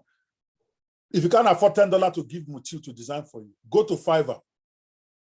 They do this. Some people do it there for $5, $10, and the comprehensive package, front, back, Amazon design with everything in there ready, $20. So they will do it in 48 hours maybe. So you can go in there, if you have 3 books you've done, go and order the book covers. Because that's the only thing holding you back. If you have your book cover in your hand, your book can be published in the next 1 hour. And then the next thing you do is ask ChatGPT, what are the best 20 places I can publish my book? I can self-publish my book online for free. I have a list in the group that somebody has posted there. Maybe they will repost it for you. 20 different websites, which is the same place I am posting my own books too. There is nothing mysterious about it. And they are free, most of them. You just go there, you create an account, you upload your manuscript, you upload your back cover, you put your name, who is the author, who is the whatever. In 20 minutes, you're done, you click enter, your book is live. How hard can that be? Abdul, how hard can it be? Honestly. No hassle. All right, so are we going to get this book out there tomorrow? I'll give you 24 hours now. Yes, I will do that. I promise. All right, when I come tomorrow, I'll be looking for you. Don't run away, Abdul. We are going to look for you. I will. Thank you. All right. I hope everybody learned from that until you start moving. This same Abdul I'm harassing today, you might see the guy in 30 days and he'll tell you I have 10 books published on Amazon. That's what happened. I have a gentleman, I think his name is Taufik. I don't know if he's in the room right now. All right. He's an elderly guy like me. But not only did he take the hints, he got his son involved. And between the two of them, I think they published about 20 books now. That's how I was talking initially. But now he can't stop publishing because it's too easy. To me, that's the easiest part. It is how to sell it and make money. That is the hard part. And that is the one I want to be focusing on after this boot camp. But as to publishing a book, putting it on Amazon, putting it on Barnes & Noble, it's too easy to do. Do that part first.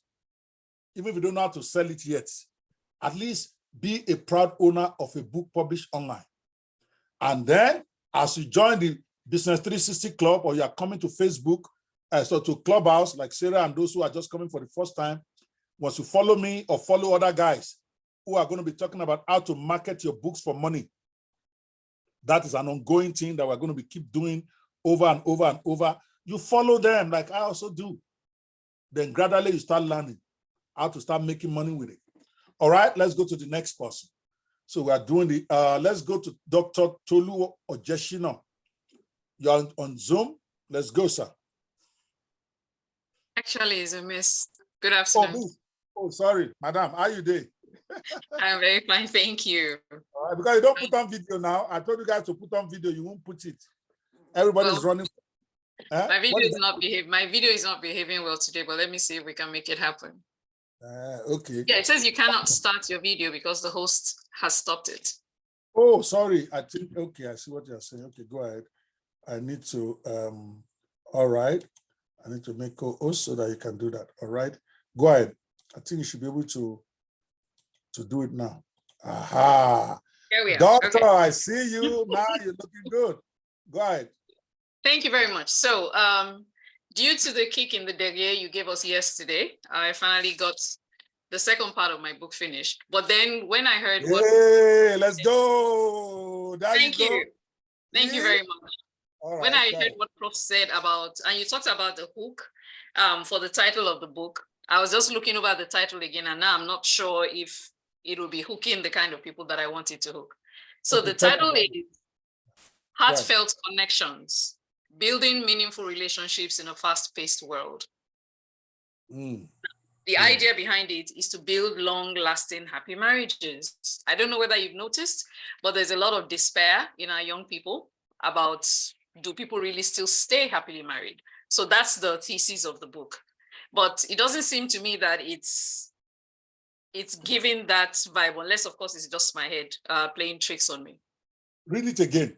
Read the title and the payoff line again. Building heartfelt connections, building meaningful relationships in a fast-paced world.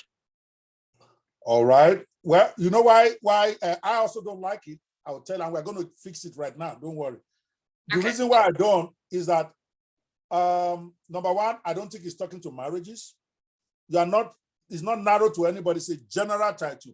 Building heartfelt relationships. Girlfriend also build relationship. Colleagues build relationships. So if you are targeting marriages, the word marriage, the word partners need to be in that title somehow. But we are going to try to use ChatGPT to fix that for you right now. Okay, hold on a second. Remember what I said, if you are going to be a commercial book author, what you want to do is first, you should first research to be sure that what you want to write a book on is what people want to buy. Okay, so, but I agree. I have not done the research, but I'll let you answer that question for yourself. That are people, this issue of marriage, okay, is this something that people want to buy books on? I don't know. When I had difficulty in my marriage many years ago, I remember I did buy a couple of books because I want my marriage to be better. I don't want to end up in divorce. How can I be a better husband? How can I do get better at some things that I do that is driving my wife crazy? So I needed to go get a couple of books. Me, I'm a very transparent person. If you're having problem, books are some of the biggest solutions. If you don't want to go to doctor or you want to do, so give me that title. Let's see if we can get it reformed. Give me the title again. Heartfelt connections. Heartfelt connections. Okay. Yes. Building meaningful relationships in a fast-paced world.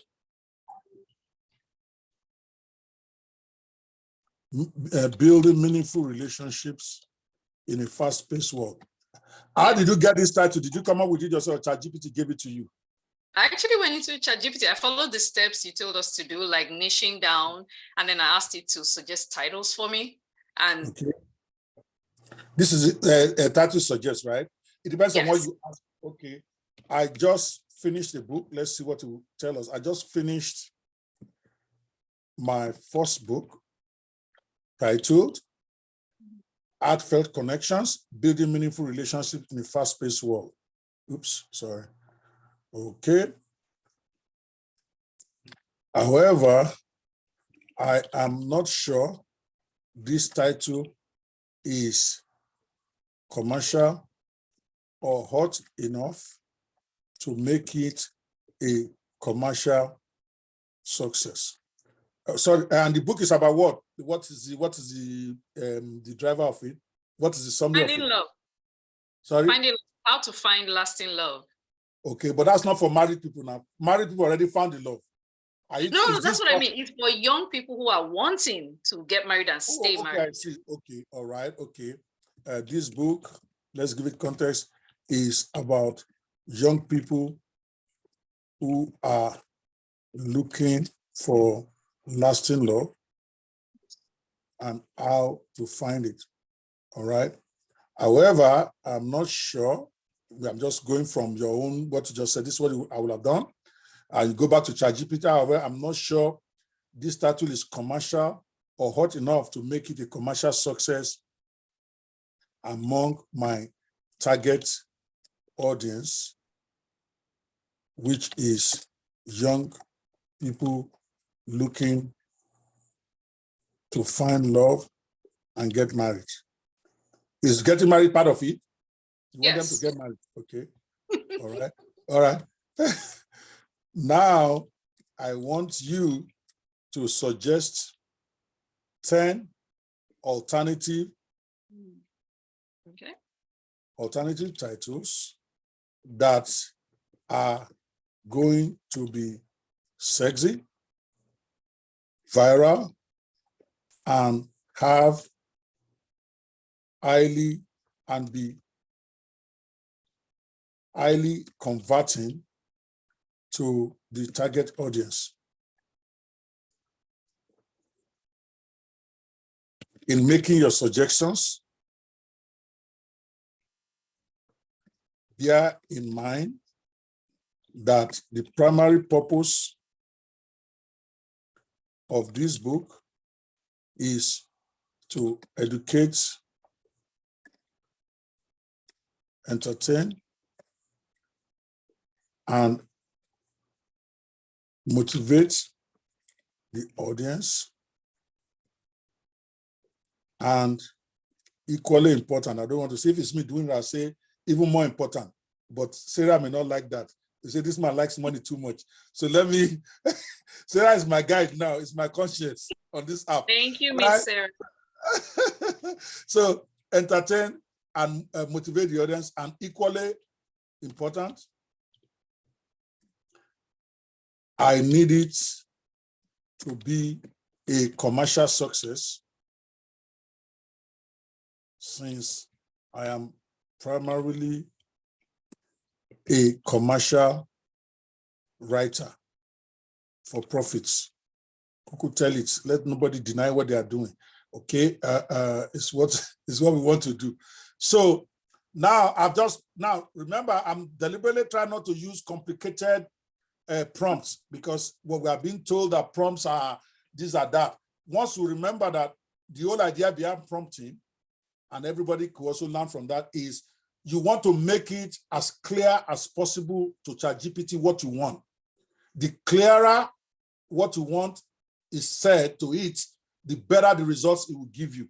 So imagine, and that is my own formula, imagine that you have a 10-year-old genius who can do whatever you need it to do, but it needs clarity on what to do. So you explain it to ChatGPT like you are talking to a 10-year-old in terms of explaining what you want. Once you explain it like that, the quality of what it's going to give you is going to be great. It's like I said yesterday, when I was young and my mother wants to send me to her best friend to go and bring her gele. She has this best friend, they dress exactly the same every day. But when they wake up in the morning, because there is no phone, there is no whatever, he has to send one of them to the house of the friend who lives like maybe in Fade, who lives in Palm Grove, where in Fade, which is far. You have to enter bus, right? She'll say, but she'll tell you, go to Mama Lambert's house. Don't stop to play on the road with your children and with your friends. When you get to Mama Lambert, ask her, what clothes are we wearing today? Okay, and once she tells you the clothes that we're wearing, I need you to come straight back home. Go to the bus stop, take a bus, come home. Don't play with your friends on the road, or I'm going to be very angry with you. Come straight back home. See, that's a very clear instruction. If she had only told me, go to Mama Lambert and get clothes. When I get clothes, I might decide I want to play small on the road because she didn't tell me not to play. See the clarity there. So the same way, don't assume, just be very clear. And that's what we have just done. I just finished my first book titled Heartfelt Connections, Building Meaningful Relationships in a Fast-Paced World. This book is about young people who are looking for lasting love and how to find a life partner. However, I'm not sure that this title is commercial or hot enough to make it a commercial success among my target audience, which include young people looking for love. Now, I want you to suggest 10 great alternative title that is sexy, viral, and highly converting to the target audience for them to buy my book. In making your suggestions, I miss that, bear in mind that the primary purpose of this book is to educate, entertain, and motivate the audience, and equally important, if not more,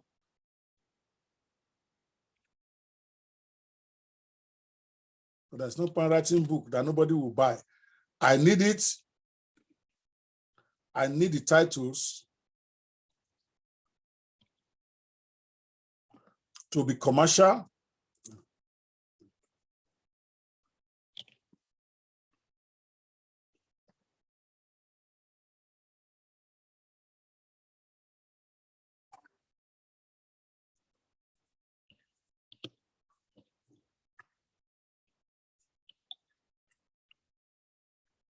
All right. So I'm not saying the last sentence, in making your suggestions, bear in mind that the primary purpose of this book is to educate, entertain, and motivate the audience. And equally important, if not more, I need the suggested book titles to be ones most likely to have commercial success, since I'm primarily a commercial writer for profit. All right, so we click enter. Let's hear what it says. It says, congratulations on finishing your book. Here are 10 alternative titles that could be potentially more attention-grabbing and appealing to your target audience. So give you 10. Number 1, Love in the Fast Lane, navigating relationships in the modern world. See, he put the word relationship in there. I like that. Number 2, say Passion Unleashed, finding lasting love in a high-speed society. Even better. See, those are more converting titles. The Love Code, cracking the secrets to lasting connections. Oh my God, I like that. Number 3, the Love Code. I love that. Number 4, I say Art on Fire, igniting lifelong love in a rapid fire world. That is a bit complicated. I'm not very hot on that. Number 5, Love, Swipe, Repeat, mastering modern romance for life partnerships. Ah, that's cool. That will appeal to young people a lot. Love, Swipe, Repeat. Number 6, Soulmate Seekers, unveiling the blueprint for lasting love today. Number 7, the Love Accelerator, turbocharge your journey to lasting connections. Number 8, Finding Forever, your guide to love, commitment, and happily ever after. See, now it's giving you more than you can bargain for. There's a lot of them that are good. Number 9, the Love Map, navigating the fast lane to lasting relationships. And number 10, the Love Revolution, rewriting the rules for modern romance. That, people love. So now you got all these 10, I think are better than that one you have, but it's all, but what you can do, don't just also assume that one that you have, plus this 10, you might pick about 5 that you think are really hot, then run a survey. That's also another way to pre-market your book. We have not been talking much about marketing, but that's one of my ways of getting buyers in advance. I will do a survey. I'll put 5 names there, and I'll put it out. I've just finished writing my book on love and how to find a life partner. Now I'm torn. I'm not sure which of the 6 titles, or which of these 5 titles I should use for the title of the book. Please help me to pick, right? Now, and then you put it there. For those who participate in these surveys, I will give you a 90% discount when the book is finally ready. That's if you even want to get the market in advance. Or you can say you're going to give them a free copy, depending on your, but for me, I will pre-sell the book that way. Because if people, even if you don't tell them you're going to give them a free copy, if they participate in that survey, right? When the book is now finally out, let's say all you just did was, I just finished my first book on love and finding love and finding marriage, or whatever, just a summary of it. And now I need your help as my friends to help me pick the best title out of these 5 that you think will make the book a commercial success. In other words, if you see this title, you will buy that book, something like that. You put it like that, that if you are to be buying, this is the title you would like to buy. Now you put that in a survey. There's plenty of survey tools out there. Okay, you go create a survey from there. So you have the link to the survey. And then you share that on your Facebook, on your Instagram, among your friends, on Twitter, wherever. So you run that survey for a couple of days. Based on the number of voting, you'll get a clearer idea of what the market wants to buy. Because sometimes you are the author. You are invested in the book. And I always say, if you want to make money, you can't be emotional about this product. That's why I say, don't go for your passion. You go for what the passion of your audience, if you want to make sales, because you are not the one paying. A lot of gurus will tell you, follow your passion. That's why they are making you poor. Your passion is costly. When you are following your passion, you are not going to be business-like, because passion is what is driving you. You are going to undersell your product. Sometimes you will not sell it because you are just too happy. You love it. But if you go for the passion of your audience, they're the one buying. So it's their passion that matters, because people pay for what they're passionate about, right? So when you do that survey, when the survey is over, and if you are really smart, you use a survey tool where you can store the contact details of all those who participated in the survey. That is your primary market. So when they finished the survey, based on that, you then decide to pick the title you want. You don't necessarily have to go with the one that has the most votes. But if you are really planning to sell your book, if I were you, I'll go for the one that has the most votes, because that is what the market is telling you. But so the survey is just a guide. But if you're not going to follow what they are telling you, why do you bother to do the survey to start with, right? But if it is close, let's say number 1 and number 2 is very close, and you happen to like number 2 better, you might decide to go for it. But typically, I will go with the one that leads. Just make sure you do enough. Make sure at least 100 people take that survey, so that you have a good representation. Yeah. So once you have now picked it, your marketing starts. Now you design your cover with the title that won, right? Okay. Then you are going to go back to those people that did the survey. You are going to thank them. Thank you so much for participating in my book naming survey.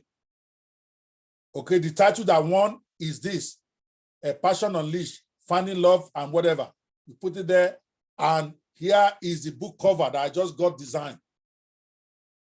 All right, the book is out. You can check this for being a supporter in selecting this. I'm doing 70% discount for those who purchase it today. Now, because they are the one that help you pick the title, people feel obligated. They have to support the book. So you're going to get the first set of books sold in among those people that you went to your WhatsApp group, your Facebook group, all those places that you went. So you're going to go back to them. That following the survey, this is the winner. And here is the book. We finally released it. Support the book today and get 70% discount. Give a very big discount, even 90%.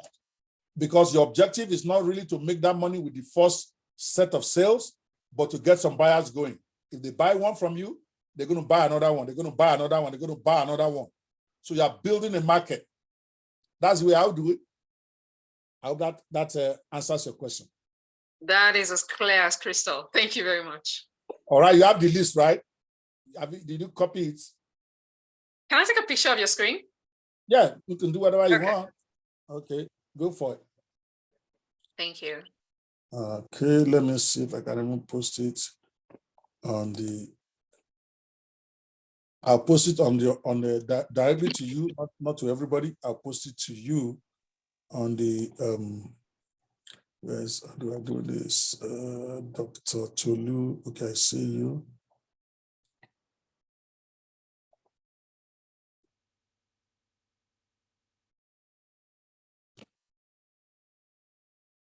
Uh-oh.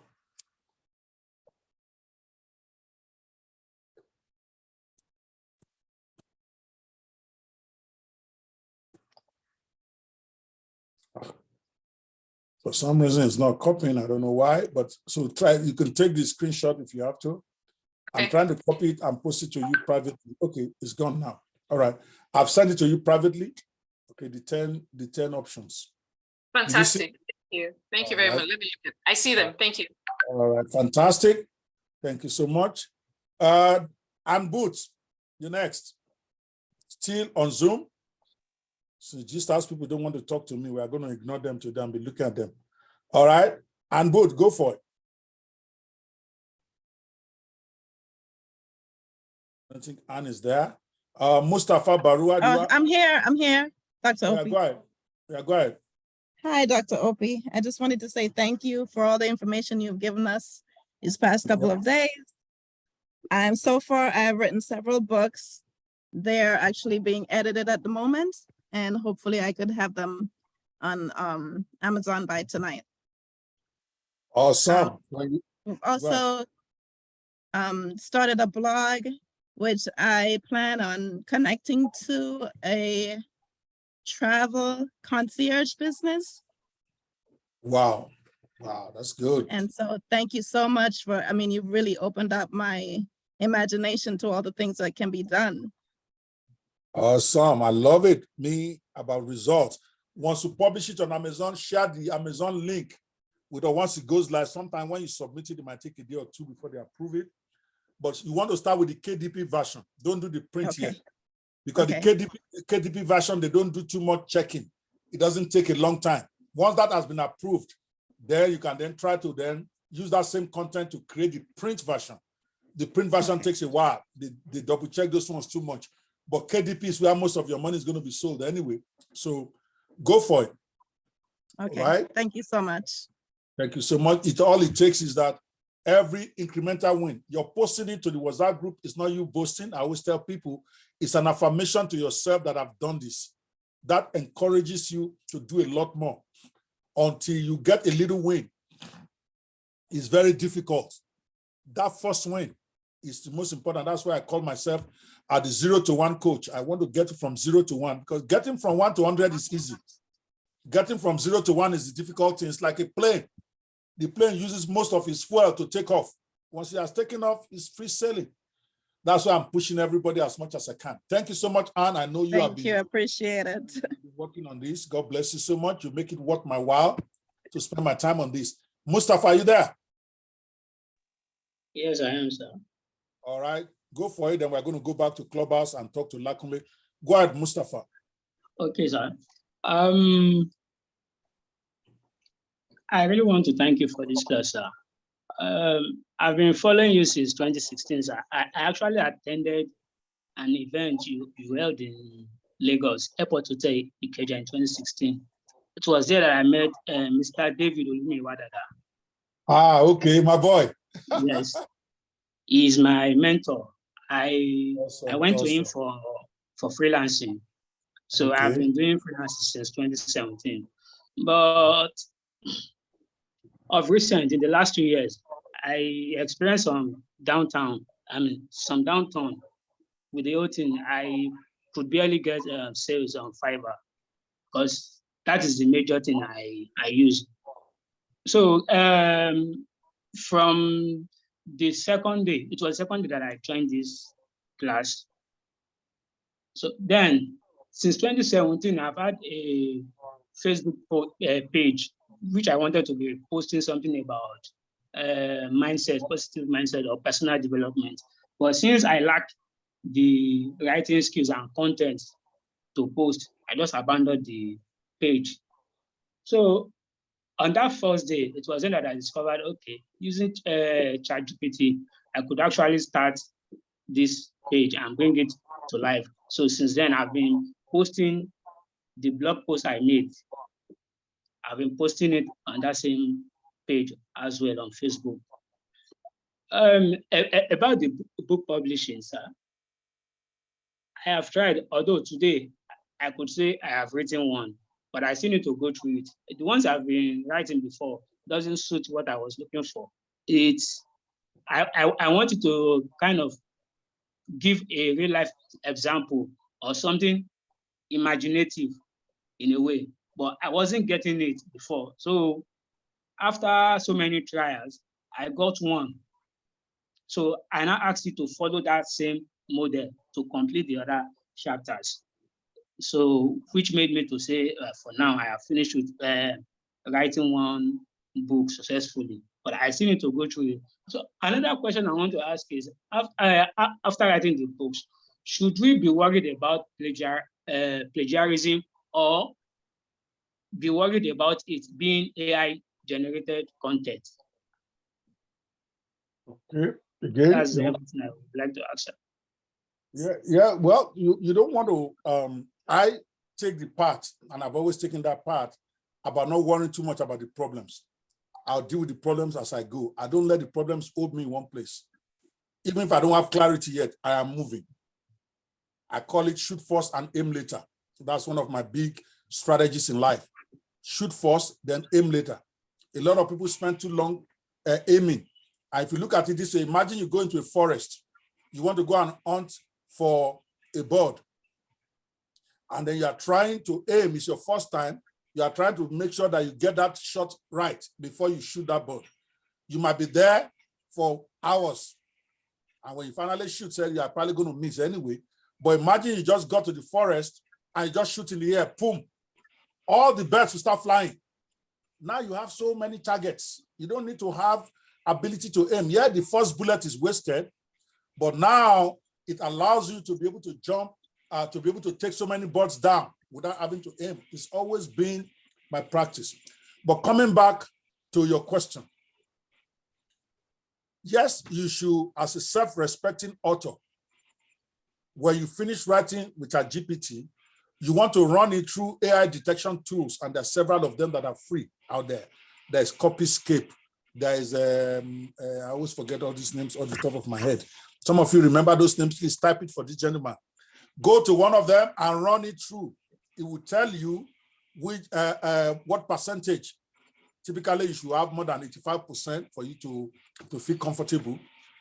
Even 80% is good. They will say that, it will say 85% probability that this was written by a human being. If you get that, then you are good. But when you run it through, it will highlight the areas that the thing was plagiarized. And then you have other AI tools to help you rewrite that. Or you can take those parts, take it back to ChatGPT and tell it to rewrite and give it warning. Okay, that I told you not to plagiarize. What is this one doing in my book? It will apologize to you and it will rewrite it. But better still, while you are writing, you want to make sure that what you get is not plagiarized. So you're going to tell it from the beginning. I do not want you to plagiarize anybody's book. I do not want you to make stuff up. I want it to be verifiable facts that is original to this writing. And then you tell it, I want you to write with a degree. You may want to write that down because it is a technical term. I'm going to write it here. I'm going to post it to everybody. I also added one myself. Okay, so you want to tell it before you start writing, I want you to write with a degree of perplexity, bustiness, and complexity in a way that will make it very difficult for the content you generate to be detectable by AI detection tools. This is a very simple instruction, even though there is it has complicated versions. You can Google it, or to get it, it's called CDAN. C as in Charles, dash D for dog, AN. You will see all sorts that people have written that are good. Basically, what all of them are trying to do is to give the artificial intelligence instruction not to copy anything. I just posted it as a chat. I want you to write, sorry, I forgot the U there. I want you to write with a degree of perplexity, complexity, and bustiness in a way that will make it difficult. I'll resend it. This is a very simple form of the CDAN. It's a longer and much more complicated part, but you don't need all those complications. Every time I've used this, I've gotten like 95%, 90% probability that this was written by a human being, which passed. It will tell you, remind you. So you say, before we start writing, I want to give you some instructions to be sure you understand how we're going to do this. Do you understand? ChatGPT will answer you, I understand. Then you say, as we are going to be writing this project today, I want you to write with a degree of perplexity, bustiness, and complexity in a way that will make it very difficult for the content you generate to be detectable by AI detection tools. Then you can then add, I do not want you to hallucinate. I do not want you to plagiarize. If you don't know something, let me know that you do not have the information. Add all of that together. That's it. Then you ask it, do you understand? When you hit enter with that, it will respond to you and repeat itself the way I normally will answer my mother. When my mother has given me that instruction, go to Mama Lambe, go and collect this. When you are coming back, this is the money, just enter bus, and then do not stop with your friends to play. Do not visit your friends out. Come straight to the house and deliver the results. When she has said that, she will make me repeat the instruction again, just to be sure I understand what she's saying, because I know I'm going to get flogged if I do not follow instruction. So I'll repeat.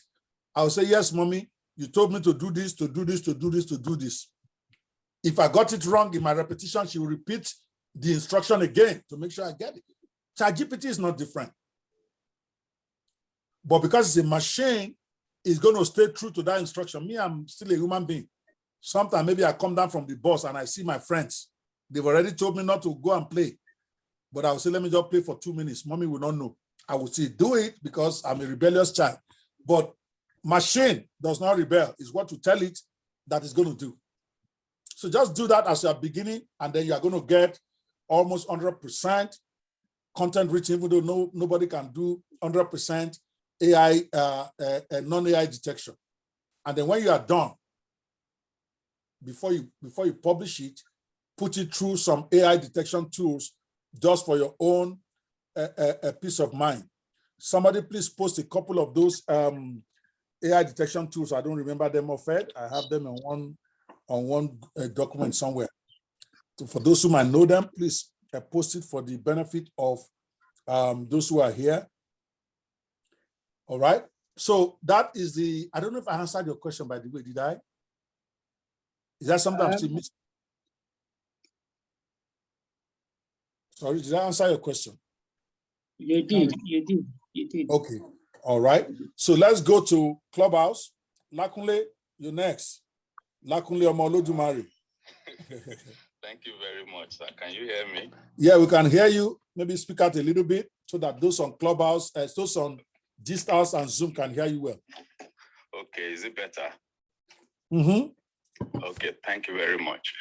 So this is not so much of a question, but at least a testimonial to the benefits of participating in this bootcamp. For me, I mean, it's been life-changing, even though there is still a sort of lacuna somewhere, you know, which I would explain. But I mean, for me, it's affected almost every part of my life because before ChatGPT and before, you know, I started following Dr. Kwe to really understand how we can use artificial intelligence. I'm sure Dr. Kwe will remember my first interaction with him on ChatGPT, and, you know, I had reservations, you know, about the way it can be used. You know, then I was describing it as a knife, you know, in the hands of a good person or in the hands of a bad person. So I had reservations, but I mean, I had to test it. And eventually I see it like the way calculator was, you know, when it was invented.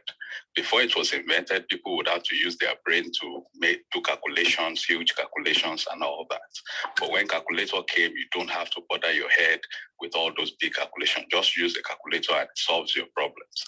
And I think that that's what artificial intelligence has come to do now, to solve a lot of problems, not just in calculation, but almost every aspect of your life, you know, to solve it, you know, very accurately and also within a very short time, you know. And what I've realized is before now, you know, I'm a scientist, so I do research and I love what I do, you know, so I devote almost all of my time into it. At the same time, I'm an artist.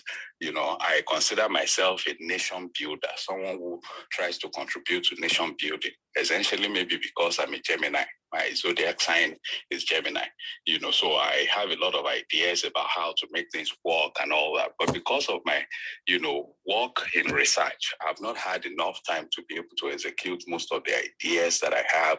You know, I try my best, you know, in setting up teams that work on national conversations for Nigeria. You know, we do our best we can. We meet every Sunday. But at the same time, I mean, there are still so much more that I want to do. I wanted to write books and all that. But I had no time. So most times I'm very reactive. I'm hungry, reactive, that I'm not achieving a lot of the other things I want to achieve, even though I'm doing well within my science world and all that, But when ChatGPT came and, my reservations, I believe that my following Dr. Okwe contributed to me, dropping my reservations about ChatGPT, and I started using it. And it freed up so much time that I feel as if I'd been taken out of the waters, to breathe here. I feel that, it gives me so much time that even my science is improved significantly. And, ChatGPT, using it for the things I use it for. So I use ChatGPT, I use artificial intelligence on LinkedIn. I just started, that branding. So for now, what I'm trying to do is to create a presence for myself, like, a dragnet, for followers, for, the audience that I want to reach. So ultimately, my niche with artificial intelligence is writing books and also creating podcasts. And the purpose for this, and I think that I may need guidance, one is passion.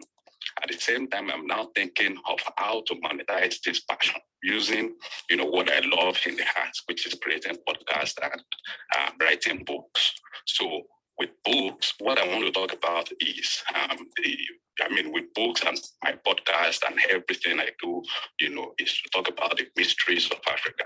The mysteries of Africa towards us understanding who we are, as individuals, as Africans, as people that sympathize with Africans, what we believe, and how that can move us forward. That is also connected with nation building in terms of, us realizing who we really are, what we want as a people, and we work towards it. So I have this political movement that I believe, which is advocating for a truly national conference. Not a conference, but conversations where every Nigerian, every individual has an opportunity to contribute what he wants into the making of laws that guide us and that govern us. And to achieve that, I need to, that is not, there's no way I can make profit with that.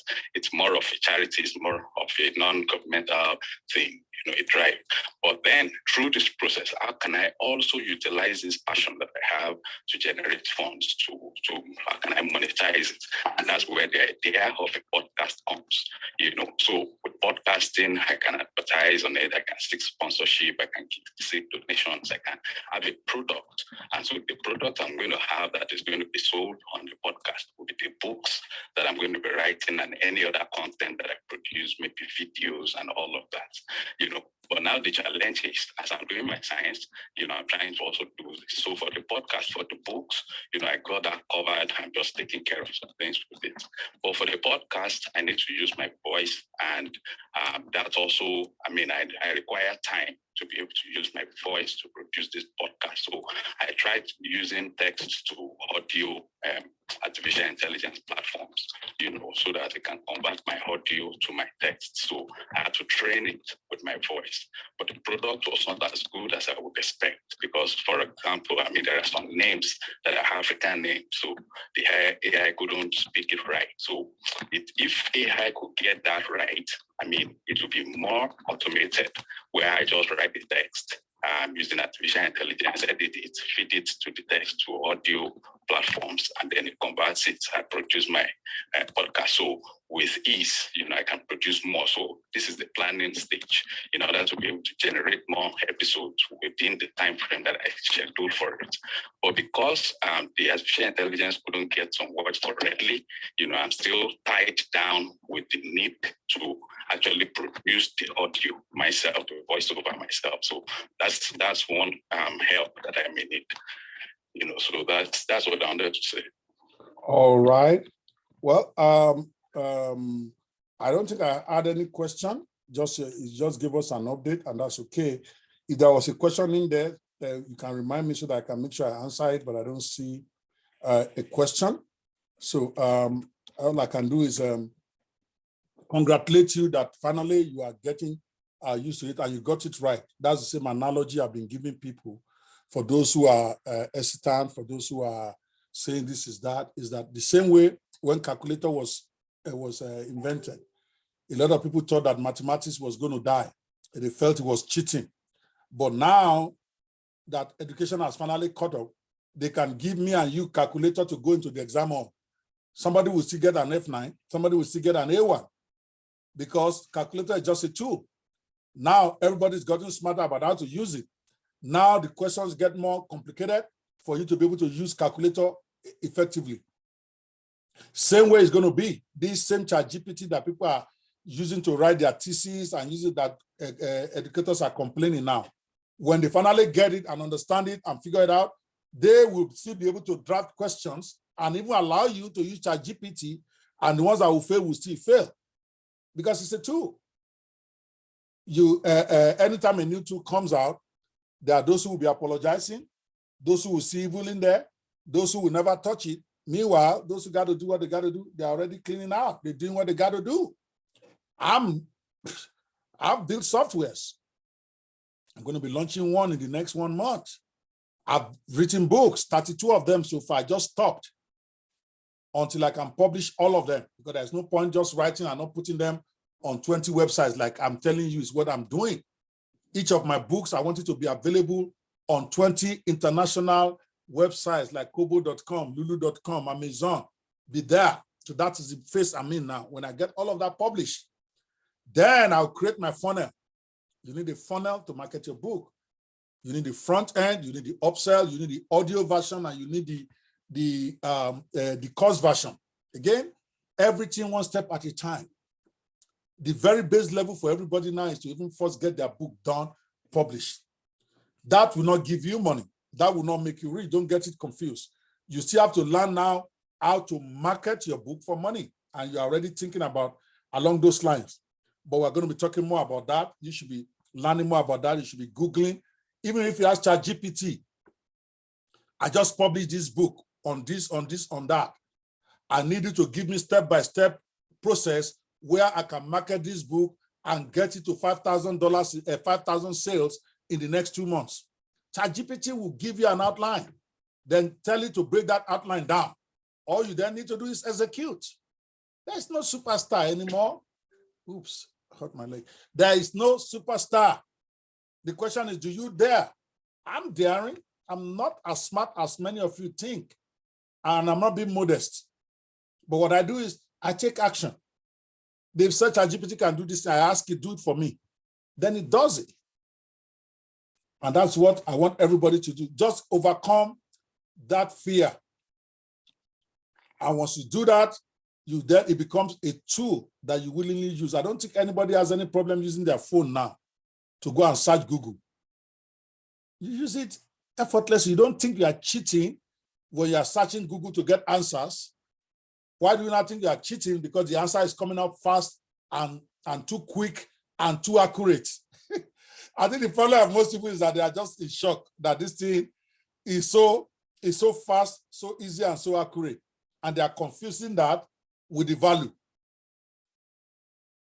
You are here listening to me on Clubhouse, Gist House, Zoom, right? Because we have been talking about this for the last 10 days. The tendency you might have is that everybody is thinking or talking about this. It's a lie. 99% of the world still have never heard of ChatGPT. So don't think that, oh, it's everybody's doing it, so where is the market? When you still publish your book, 90% of your friends are still going to think you're a genius. I've been teaching people to use PLR for years, right? How many people even know what PLR is? To use PLR to write books. Some have made major money, some have made no money, but at least they have the intellectual satisfaction that they have books. And yet, most of their friends don't even know what PLR means, much less how to use it to write a book. Same way with ChatGPT. To most people, for me, until April, just 2.5 months ago. Before then, to me, ChatGPT was like another social media. I was hearing it, but I never stopped to say, okay, what is it? I was just like, I don't have time. I'm still trying to get Gist House off the road. I'm still trying to learn this. I'm still trying to learn that. I never paid attention from November, December, January, February, March. For 5 months that ChatGPT has been out there, I did not download it. I did not. So I am out there. Try to imagine the rest of the world. I'm out there. I have businesses that all my businesses digital now, other than my law practice. Most of my other businesses, they are done online. I don't like physical businesses anymore. And yet, I did not take ChatGPT serious for 5 months. So imagine the rest of the world. So you are in the top of the range. And that's where you want to see it. Yes, ChatGPT, I hear it has 100 million people. But 100 million to 7 billion. Think about it like that. That is still less than 1%.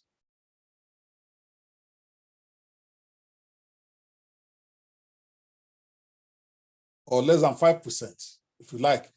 1% of 7 billion is 770 million. So maybe about 2% of the world have heard of it, of which most have not done anything with it. You have been here for 10 days. Some of you have not done anything with it. So imagine those out there. So you are an elite. Take advantage of that first mover's advantage. Before your friends finally figure it out, you are at 50 books. You are moving.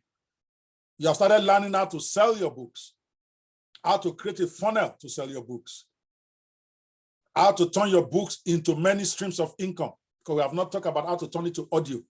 There are AI tools that will let you turn your book into audio so that you can put your books on Audible and all of those audio sites. That's a whole different income stream right there. We have not talked about how to turn your books into full-time courses.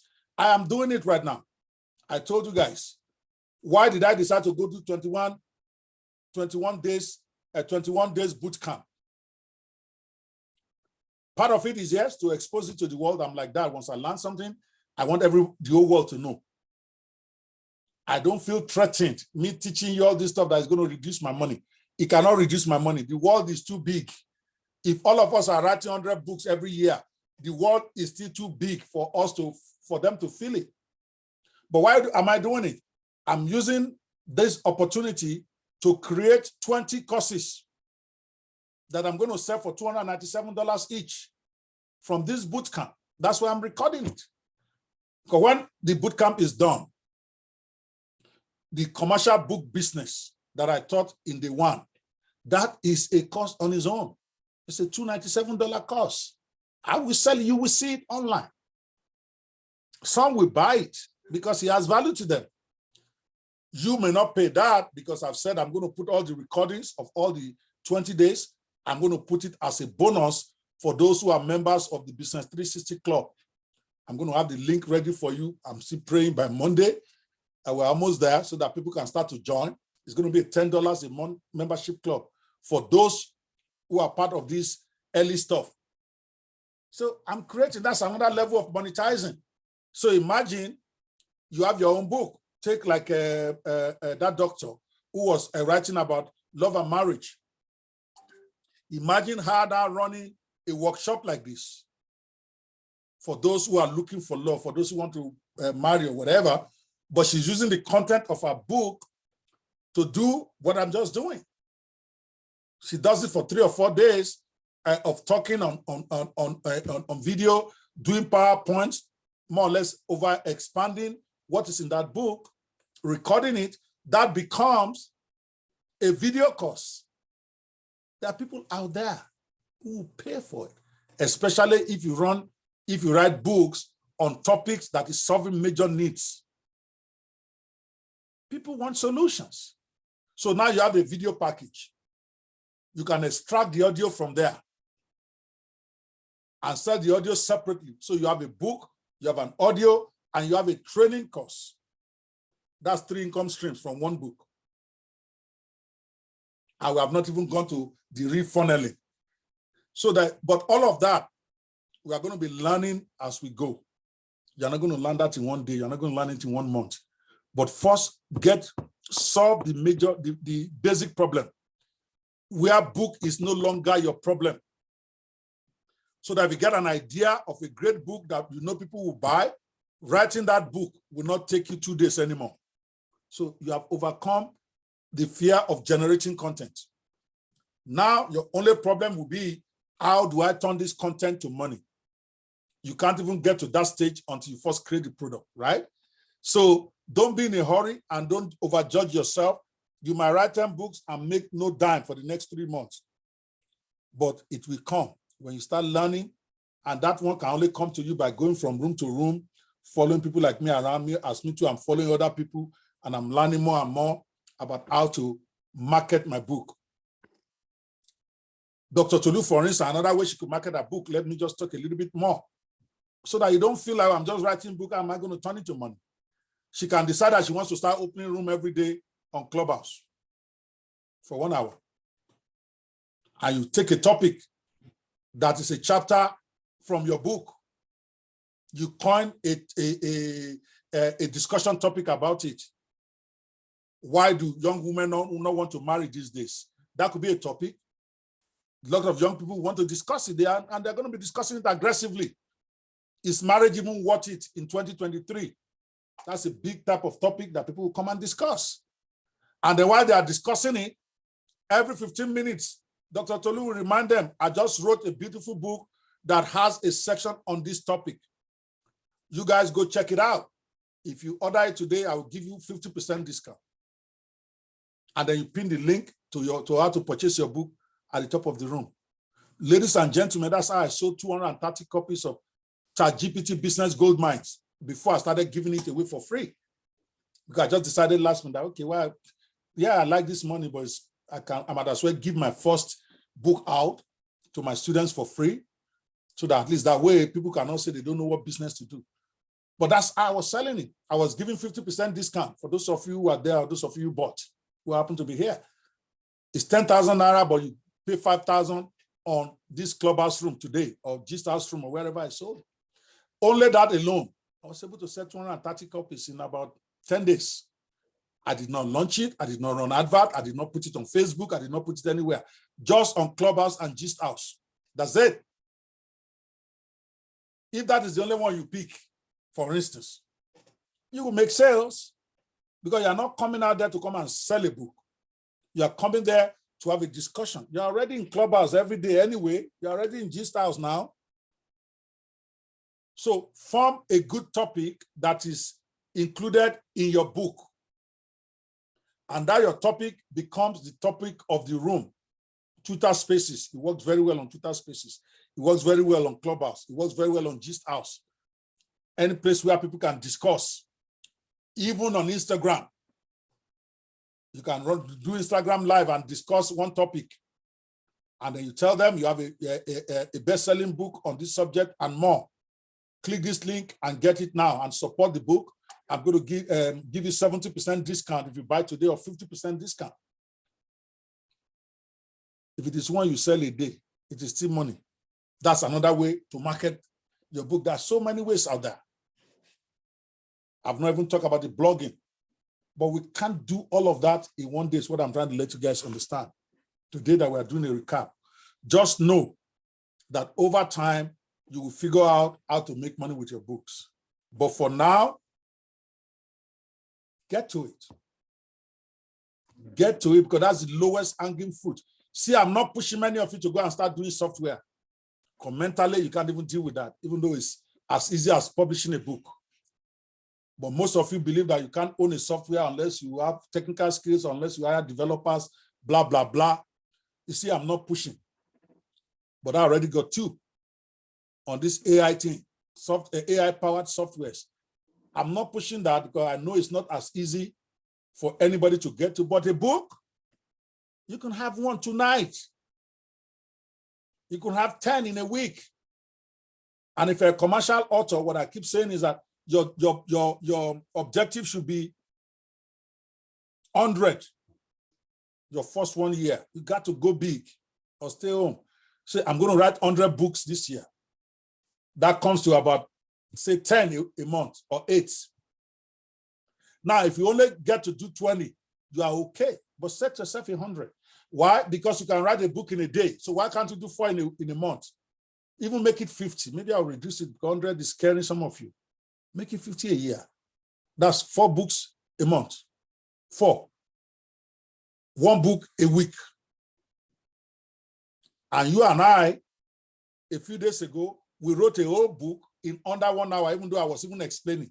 So imagine if you are doing it yourself. You can finish a book in an hour and it'll be a great book. Don't think because it costs less than an hour to do it, the book has no value. An AI-generated book is better research, better written, better grammar, better tenses than the one written by somebody who went to a hotel to stay and be eating for a whole month before he can write a book. And romance books are crazy. I'm not even hearing more of that. That's the best-selling type of books now. Everybody wants to read romance or thriller or crime, whatever you want. I'll keep stressing it until you guys overcome that fear. It's that fear that I'm working on. But before I go on, we're going to come back to Clubhouse in a minute. I see if there's a Funke on stage. Funke Akimade, I'm going to come to you in a minute.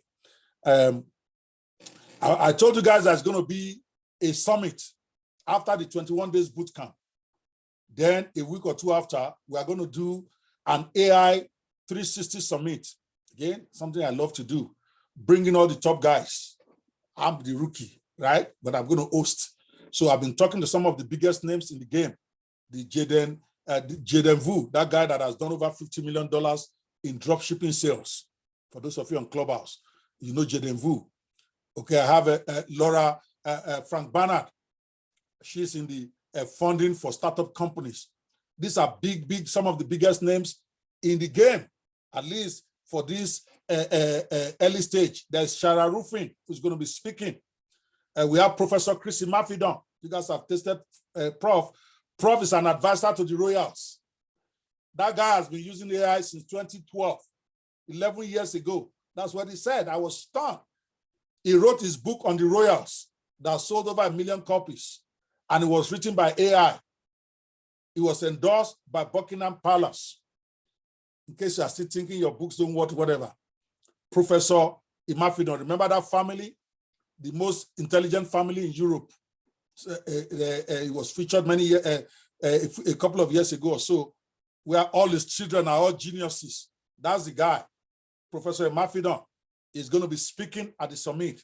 David Jones, who is doing some weird, crazy stuff with 3D videos using AI, is going to be teaching how to do that in your own personal business.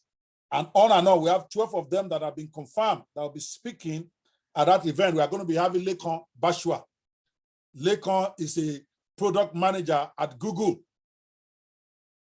That's a top-level guy. When you hear the kind of salary they're paying him at Google, you're probably not even going to believe it's possible that they're paying one woman being. And the man was telling me he's not even in the top or anything there. But he's handling, he's a project manager for Google Inc. He's going to be speaking. So the registration link is out, even though I'm still fine-tuning. I worked on it yesterday night. I wanted to give it to one of my assistants, but I didn't know what to tell them. It's like trying to ask ChatGPT and you don't know what to ask it. So unless you are doing it, like me and Sarah, the way we are. Sarah knows what she wants, but she's struggling to tell ChatGPT to help her. So me too, I couldn't use my staff because I'm not even clear what I want. So I ended up doing it myself all night. So it is ready. It's not perfected yet. We are going to be perfecting it over the next days. But the reason why I'm sharing with you right now is that it's a $99 registration fee for you to attend that conference. But the first 100 are going to get it for free. I'm going to give you 100% discount. So, and I want all those who are coming to my events to be one of the first set of people that will get this. So you want to click that link. It's live on Eventbrite. I decided to put it on Eventbrite instead of all those long things about going to go build one site, all those complicated stuff. I just decided that all this is, people are bigger than me. They use Eventbrite as their page for their conference.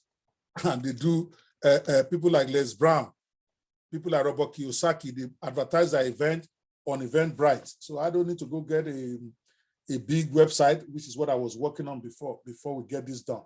So, but I'm going to give. So if you are one of the first 100, we have tickets for 100. The first 100 get it 100% free. When that is done, that code doesn't work again, then the next 100 will get 80% discount. So if I were you, you can go get it for free because you are part of this course. So don't tell me later that you didn't know. Now, where is it now? Okay. Olufunke, I'm going to post it to you. And King Glue, you want to share it in the on Gist House. Okay.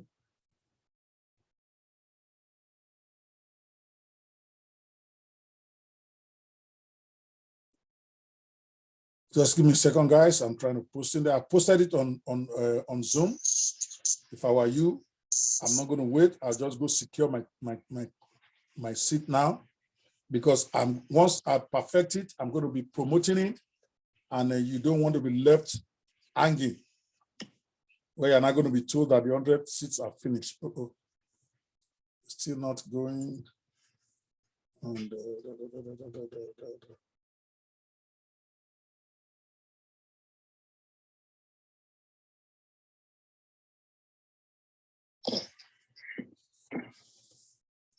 Hello. yes, just a second. I'm trying to copy something from my phone. Just give me a minute. Okay.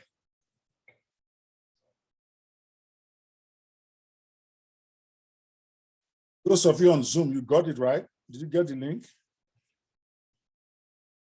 Did you get the link on Zoom? Yes, we did. All right. I'm trying to get it to those on Clubhouse.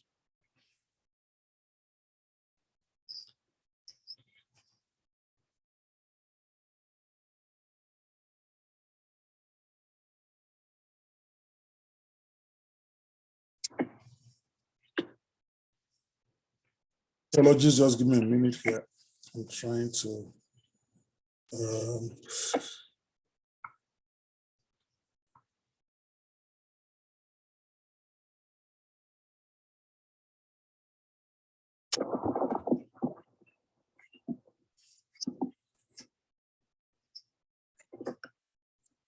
The coupon code is 100 off. Okay, I'm going to post the link. The link is not going here. I don't know what I'm doing wrong. Olufunke, if you get the link, can you help me post it at the top of the room? Olufunke is gone. She's no longer in Clubhouse. Okay, let me.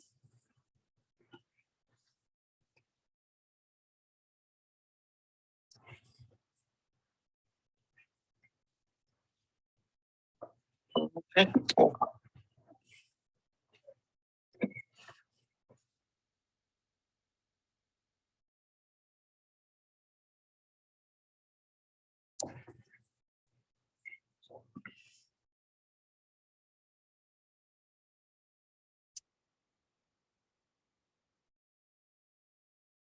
The link be posted to the chat. Okay, it has been posted to the chat. No, it's here, but I'm saying can it be posted to the chat because Yeah, please post it there. Yeah, post it there if you can. Post it there for them. Yep. And I've also posted it on Clubhouse now. I'm going to be waiting for Mr. Okay, they've also posted it on Gist House. Right. Again, remember when you get to pick any of the days, I think I haven't gotten it right yet. It's basically asking you to pick a day. Typically, one registration covers everything, so you don't register more than once. So just pick either is the first, second, or third day. And then when it's time to pay, put under the coupon code, put 100 off. Then that will reduce it to 0 so that you don't have to pay any money. But the link is only good for the first 100. Hopefully we can get that done in the next couple of days, and then it goes to 90%, I think, 90 off. If you finally get to it and it's too late, then you need to use 90 off to get 90% off. So it's going to be reducing every 3 days until we get to, I think, 30% before the election. Okay, that is it. It's going to be an exciting conference. I've managed to convince 12 of the top level guys in the business to come and bless us over a 3-day period. And the conference, like I do my own business, is going to be income-based. In other words, we are going to be looking at it from the profitability angle. I don't do theory. Theory doesn't help anybody. Those who want to talk about the morality and all of that, they will do another conference. We want to see how are we going to make money with this thing called AI and ChatGPT. So we have Jaden Vu, we have Lekon Bashua, we have Laura Frank Barnard, we have Professor Chrissy Mafidon, Luis Estrella, my prompting coach. We have Ifyo Kinkem, that's one of my proteges that has done $2.6 million this year with his own AI software. It was here 2 days ago. Because sometimes when I talk this things like somebody is capping. But when you have been able to train guys who can do $2.5 million in less than a year, you know you have gotten somewhere. Eric Eras is going to be there. David Jones, Shara Ruffin, Colin Drummond, and Rume Ofi. You know, there's a couple of guys who didn't respond. They said they were going to do it. But when I needed them to send me a confirmation so that they don't say, oh, he just used my name, he didn't get my permission. I'm being very careful. I know I have too many enemies who then say that I went to scam them again in America. So I decided to remove the names of those who have not formally confirmed. If they come back to me later and decide, oh, they still want to do it, I don't have a problem now including their name and redesigning the banner. But for now, those 11 people you see, they have confirmed. Is going to be an amazing, amazing time because they are all in different fields. They are all in different niches. There is the one that is in copywriting. There's one that is in drop shipping. There's one that is in 3D videos. There's one that is in book writing. So there's one that is in software. So you definitely will find somebody who you can then learn from and begin to follow. So please feel free to share that link to as many people as you can. It don't matter to me. And and let them know when you share that the 100% link expires after 100, then they can then use 90 off to get 90% discount. Okay. After that, it's going to be 80 off. So once those things are not working, if 100 is no longer working, then they try 80. If it's not working, they try 90. If it's not working, they try 80. It goes all the way to 50%. So 100 off, 90 off, 80 off, 70 off, 60 off, and 50% off. That's what it's going to be. Okay, now let's go back to the training. Yes, today is just feedback. I don't want to train anything today. I want us to just take specific questions and continue to encourage people to cross that barrier because it's always, always, always very difficult for people to overcome that mental barrier. So that's what we are doing today. So forgive me if you see me that I'm not going into a whole new teaching. Tomorrow we'll pick it up from social media management, and then we go from there to online courses. All right, let's go back to Zoom. Actually, we are supposed to go back to Clubhouse. Fumi, do you have some? Do you have comment, question? Go for it. Are you there? I'm working in this house. Fumi, no, I'm talking to Fumi that is on Clubhouse right now. Okay. Or is that? Or are you also on Gist House? All right, let's hear from Gist House then. Who wants to speak on Gist House? I am, sir. I can't see the I am now. What's the name? Choma. Okay, Chema. Where are you? What name are you behind on this thing? Are you trying to deceive me? Chema. No. I don't see you now. Original something is what I'm seeing. Maybe I have to. Okay, original me. Okay, I've seen you now. Go ahead, Chema. So I just discovered something. Yeah. When I typed that write-up you sent, because there's a book I'm working on, this idea now gives me a better way to finish it up. So now, when I wrote, I want to write a book with degree of perplexity, but to network those you wrote, ChatGPT told me that I understand your request, but I cannot fulfill it. As an AI language model, my purpose is to provide useful, informative responses. So it refused. That's what did you tell it now? Read exactly what you said. Read what you said to it. Don't read my own. Read your own. Let me hear. To write a book with a degree of perplexity, boastness. That's not what I told you now. Follow instruction. Right. Now, this is what you are going to do. Listen to what I said.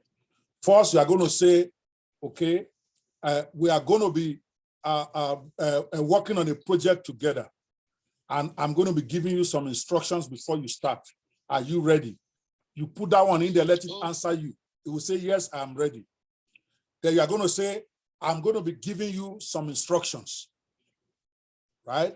And I want you to respond to me with a degree of bustiness, perplexity, and complexity in a way that makes your output undetectable by other AI tools. Do you understand? Then it will tell you, I understand, and it will repeat itself. You saw me do it yesterday, right? So it is where you ask it, because you're not going to say you are not talking about book here. You are simply saying you're going to be giving it instruction. You are priming it how to respond to you. And then you start. Okay? Okay, but I posted the same thing in Google Bard, and it gave me positive answer. That's what I'm trying to. It all depends on how you are. Again, now you are getting better. If it doesn't answer you, does not mean it will not answer. You can reframe it. There's a question you ask ChatGPT, it will tell you I'm not a doctor. If it's a medical stuff, that is not going to answer. Or if it's a legal issue, it will say I'm not a lawyer, I'm an artificial. Then you will tell it, I know you are not a lawyer. I'm not taking this to court. It is for my personal knowledge. Can you please tell me? You redirect it. It's a machine. And Chairman, as a woman, now you know how you people redirect your husband and your children. You can get anything you want. So redirect it. You use sense. It's a machine. All right, go ahead. Any other, is that it? Okay. No, you are trust now. I know you are going to kill it now. You don't have a choice. You now die there together. So, well, at least you are trying. Some people don't want to try. So you went to, let me hear you what you did. So when did he answer you? You carry your banjo to... I copied the same thing exactly to Google Bar. And it told me this is how I'm going to do it. But on his own, he's going to work with me. He volunteered to work with me. Yes. I can also use my knowledge of human language writing to make the book more complex. Wow. And perplexing. I can do this by creating characters. So he now gave me tips he's going to use. Okay. If I'm ready, we should start. That's for Google Bard. Hold that one. Hold the one that wants to date you. Leave the one that is doing shakara. Follow the man that the one that wants to be your party. Abi, follow the one with no road. Abi. Yes. So, and by the way, people are saying that Bard is actually more accurate than ChatGPT. ChatGPT is one everybody knew first, but when Google launched their own, it's actually more accurate because we are talking Google now, and then it is current. ChatGPT is not current. So feel free to keep using your Bard if that's one you feel more comfortable with. It's the same thing. Okay.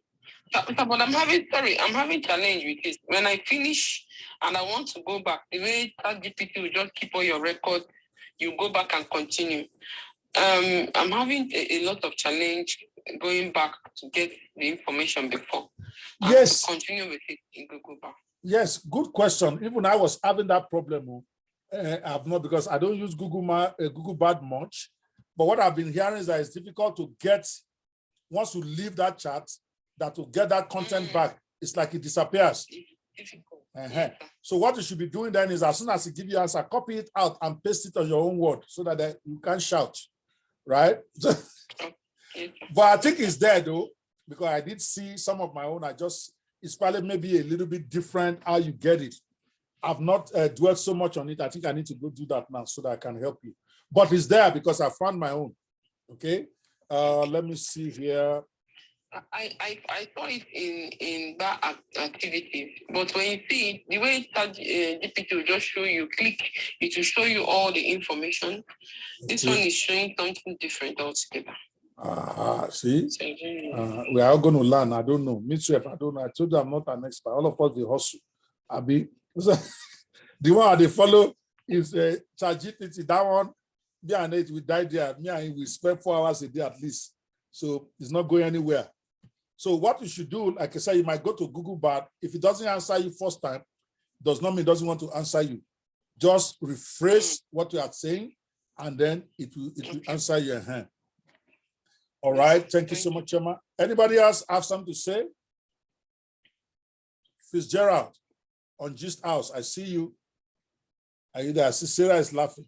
Sarah, I see I'm in my good behavior today now. Abi Sarah. My Percy, are you still there? Sarah? I'm still here, sir. Okay. That means I'm still doing good. Yes, you're really in your best behavior yet. Anyway, Yeah, so you can see. Let me tell you that I did write my own book as well. Awesome. Okay. The fact that I'm a shipper doesn't mean I won't write my book. There you go. Just like for you to just go through it, it's more like a true life story. Okay. So I titled it She. Lydia. She, Lydia. Okay. What is it about? It's about very deep, because I'm very, very deep. So it's about a woman that coined the style of manipulation to secure a place in a marriage. Okay. Interesting. And so I did type for GPT. I hope I'm right. Yes, ChatGPT. Yeah. Yes, sir. So it now gave me the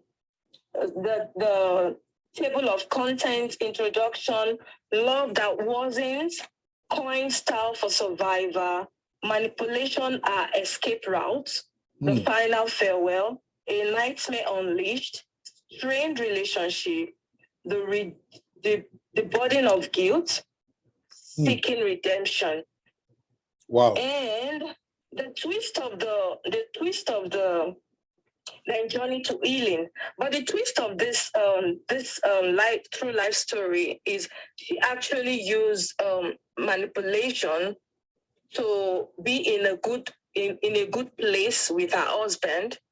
Eventually, the husband passed. The coined character that she used kind of altered her DNA. Then she could know how to detach from this coin manipulation character that begins to affect our children. Interesting.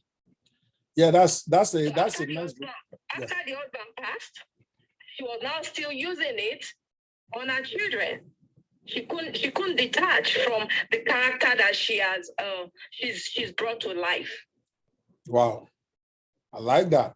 Yeah, so that's a thriller kind of thing. Yeah. Now, that is good. Again, everything depends on what niche you have picked. The only a caveat or encouragement I want to give everybody is if you want to be a commercial book writer where all of a sudden within a year or two, you are now getting a steady stream of income from your writings, is you want to specialize. In other words, pick a niche, like in your case now, maybe you are picking romantic or thriller or whatever you're picking. Keep writing books in the same niche. So that's how you begin to get what is called domain expertise. If you have been writing books on health issues, by the time you write 6, 8, 10, 20, as far as the world is concerned, they don't know you. They don't know whether it's ChatGPT writing for you or not. Remember, 99% of people don't know that. Even if they do, as long as your book is making sense, people will be buying it. I still bought books yesterday. I'm still going to buy books before today is out. Even though I myself have written 32 in the last 2 months. It don't matter. But once you specialize, one book will be selling the other. What you don't want to do is you don't want to write a book on health today, then go write a book on children, or go write a book on love 3 days later. You are not specializing. That is a big part for a commercial book writer. The very first business I taught you last week, Tuesday. So please do not forget that. Not just Sarah now, I'm talking about everybody. Pick your niche. And I also taught you how to pick your niche, ask ChatGPT to tell you. And once you are picked, stay in that genre. If you are writing romance novels, be a romance novelist. If you don't even want to use your name, find one Oyibo name and put there. We are talking about commercial, right? But personally, I will use my own name because by the time you start getting popular, you don't want to be popular in a name that is not your own. Unless, of course, you don't want to be associated with the genre that you have picked. Maybe you want to pick sex niche or some niche where you are not proud of yourself, what you are doing. That's okay. You're here to make money. If you think that will make you money, do what you got to do. But other than that, you want to stay in that niche. That's why you see me, most of my books are on self-development, business, self-empowerment. Those are the books areas I've decided to specialize in. If I'm going to do romantic novels, for instance, I'm going to use a pseudonym. Why? Because I don't want to be known as writing the romantic novels because it dilutes my brand. Not because romantic novels are bad. I even think they're the most popular, the most profitable.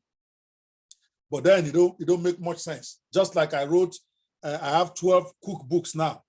In retrospect, I'm thinking I made a mistake putting my name there because I'm not a chef. I'm not known for somebody writing, for somebody who's about food. I can't even cook egg. If they leave me alone, the thing will burn.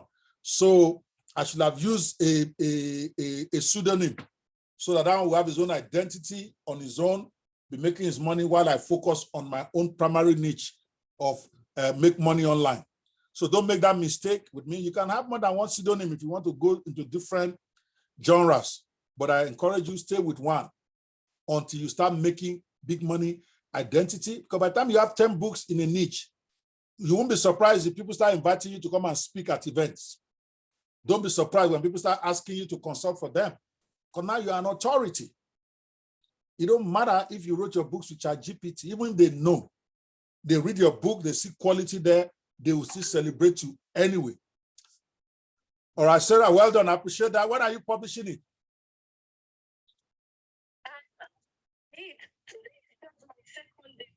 I've not been in your class since. Oh, I keep forgetting that. So you've not been since last week, Monday? You've not? Okay. Yeah, you have advanced more than some of these guys. Eh? Yes. Sarah. Oh, Shara. Okay. Which country are you from? Ghana, right? You are in Nigeria? Yes, sir. Get out of here. Are you serious? Fei Shara, that's my favorite name. There was one girl I used to have a crush on many. Oh, you reside in Germany. Fantastic.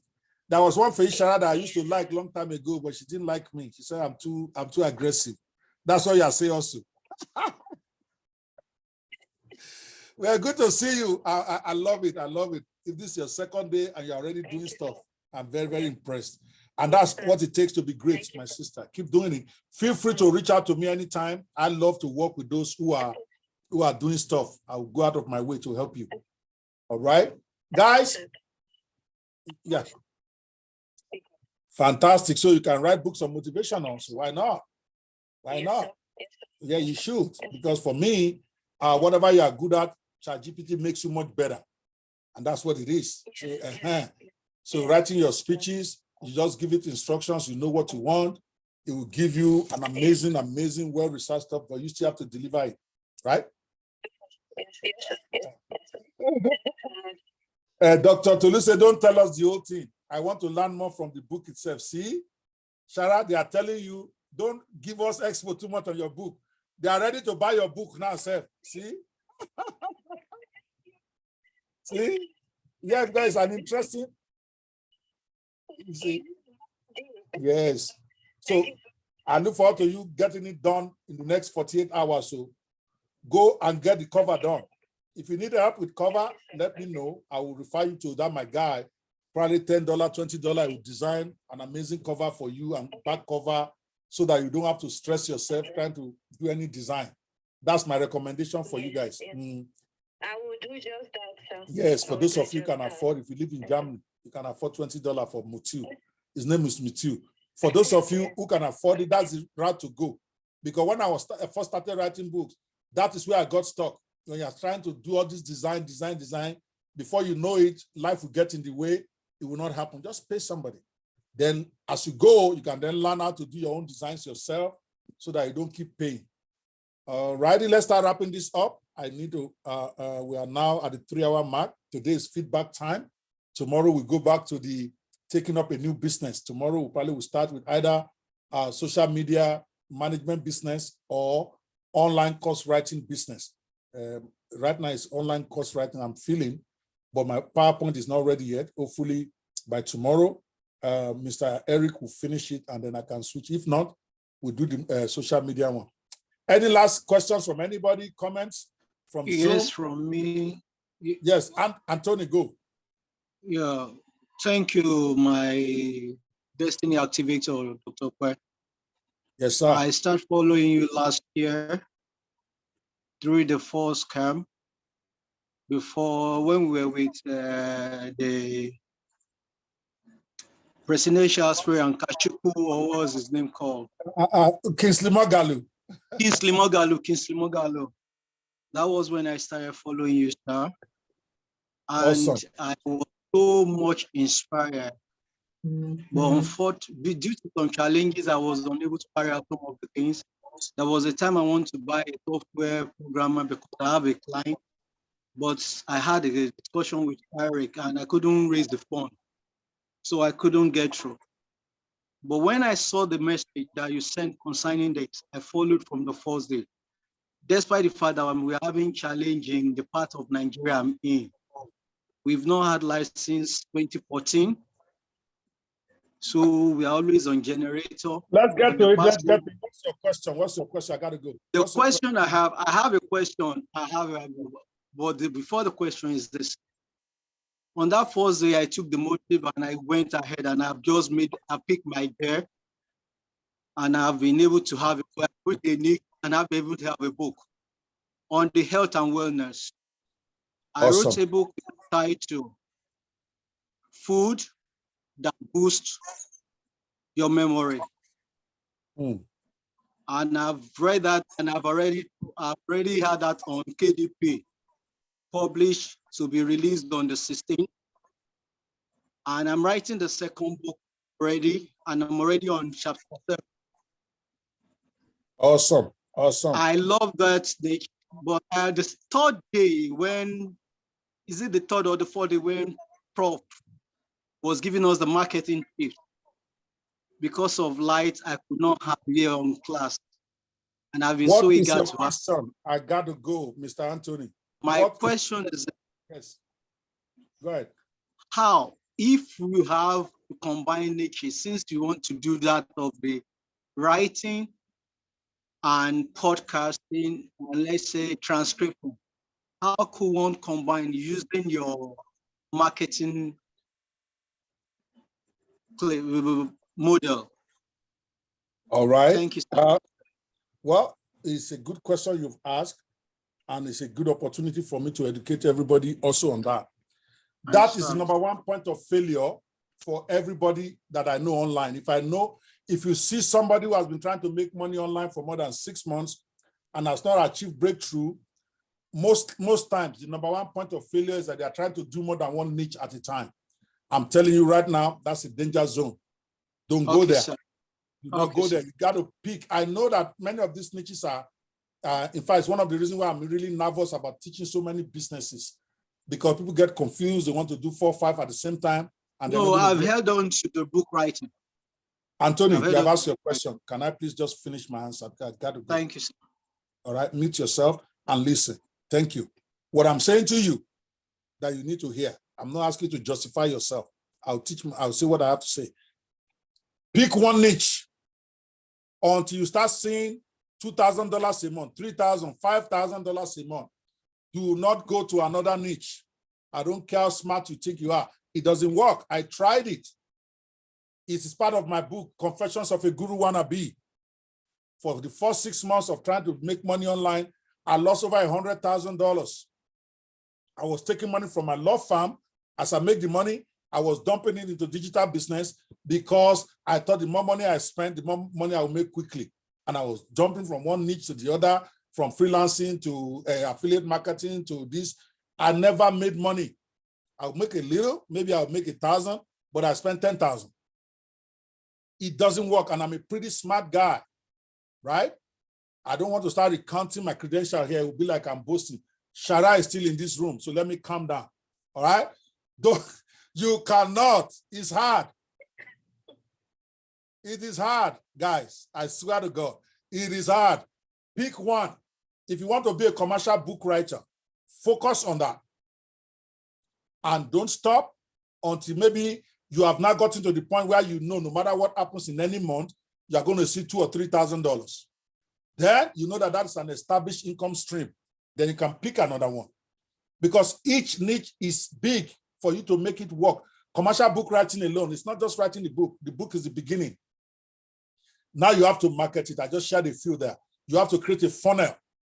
You have to create products to back that book. You have to develop a community. You have to create social media profiles. All of that we have not even covered. That is just on book writing alone. So if you start to say you want to do freelancing again, where is the time? So because freelancing also is big. Freelancing is not just you knowing what to do. I already taught that 3 or 4 days ago. I taught you 10 different skills you can offer as a freelancer, right? But each of them, the fact that you have listed your stuff on Fiverr or on whatever, does not mean that's the end of it. For instance, in your case, if you listed it on Fiverr as you have done, that is not even the beginning. For you to be a serious freelancer, you have to have your gig that you want to sell on at least 10 freelancing sites. That is going to take time. When you say, okay, I'm going to list on freelancer.com, upwork.com, Textbroker, you list all those 10 for yourself. You have to create those gigs. After you create it, you have to also understand the nuances of those 10 gigs, that 10 sites. Now you have to build your own website, create your own website to take orders from outside of those profiles. That's going to take time. Then you have to learn how to market. I thought about a bit about that yesterday. I talked about 7 stuff because I got tired. Each of those 7 points, take the one on social media alone. For you to master it will take you a few weeks, if not a few months, just on the freelancing marketing. So imagine if you're trying to combine that with book writing, you already lost. You're going to be having a lot of activity with no money. I'm saying this to everybody now. This is not just to Anthony. Everybody is the #1 point of failure. Most who have been struggling to make money online, I always bet them money. You cannot show me somebody who is focused on one niche alone for 6 months and they cannot get to $2,000, $3,000 consistently a month from Africa. I'm not even talking about those in US or Germany or UK. They might need a little bit more for them to be solid. But I've not seen somebody who focused exclusively for 6 months and doesn't achieve breakthrough. It is statistically impossible because if you are spending 2-3 hours a day on just one niche, I don't care how ignorant you are right now. I don't care how dumb you are right now. In 6 months, you will be an expert. I did not know ChatGPT as of March, or rather I've not downloaded it. I've not used it. I used it for the first time, 2nd week in April. Look at me today because I focused. I actually suspended several other of my businesses. I wasn't going to the law practice, or when I go in there, I wasn't doing law. I told them I'm not doing. I wasn't launching products. I'm a software development guy. We launch products is what I do. But I saw that this ChatGPT and AI thing is so revolutionary. I have to create the time to learn it.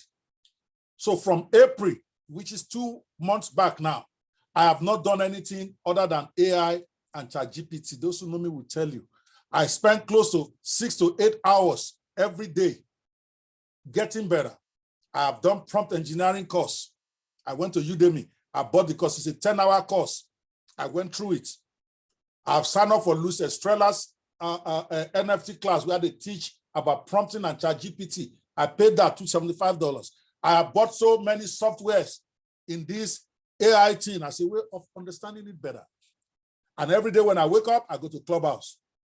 I start searching rooms. Any room that has AI in it or ChatGPT, I'm going in there. Sometimes I stay there 2 hours, just listening. For the first month, I wasn't going on any stage. Then after the first month, I felt that I knew a little bit enough so that I can also contribute. So I started going on stage. I started giving contribution. Now, many of them will give me moderators badge. They don't even know me. but they've been to a few of my rooms. Okay, this guy has a little knowledge. So they give me moderators badge. Even in John Lee's room, he's like the biggest guy in all of us there. Why is that? Because I spend the time. I have focused. Look at me now doing 21 days of ChatGPT. It's all part of the focus. So when people look at me now, after only 2 months, and they are seeing me as an expert, there's a reason. But if I had been doing Peter B small, and then doing law small, and then doing my product clinical small, I will not be an expert.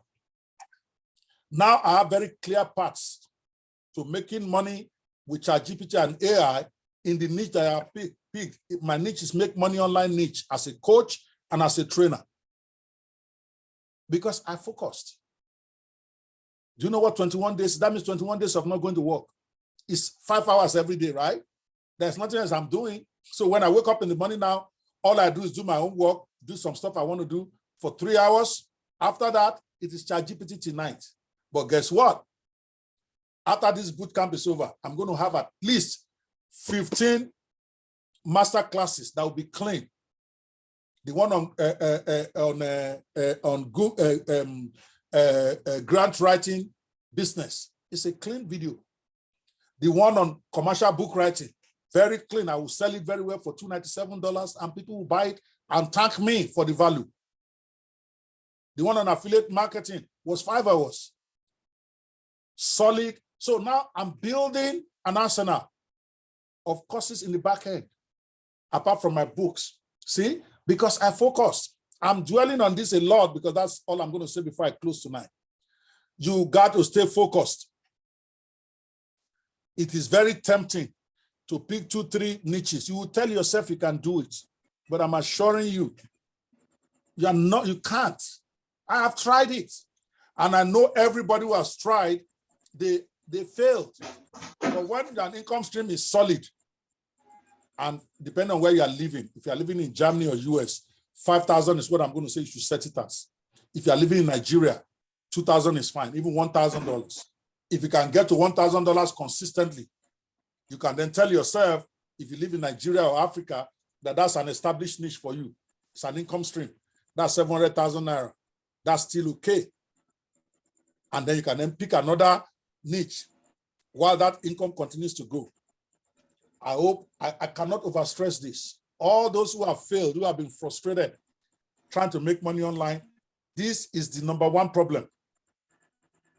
And Anthony is not unique. I was in it for years myself. So please watch out for that. I'm begging you. You don't want to waste 1 year of this thing and you're still not making money. Something that is so hot that most of the world don't even know. You should be in the land of the blind. The one-eyed man is king. But you can only be king when you are focused. That's true.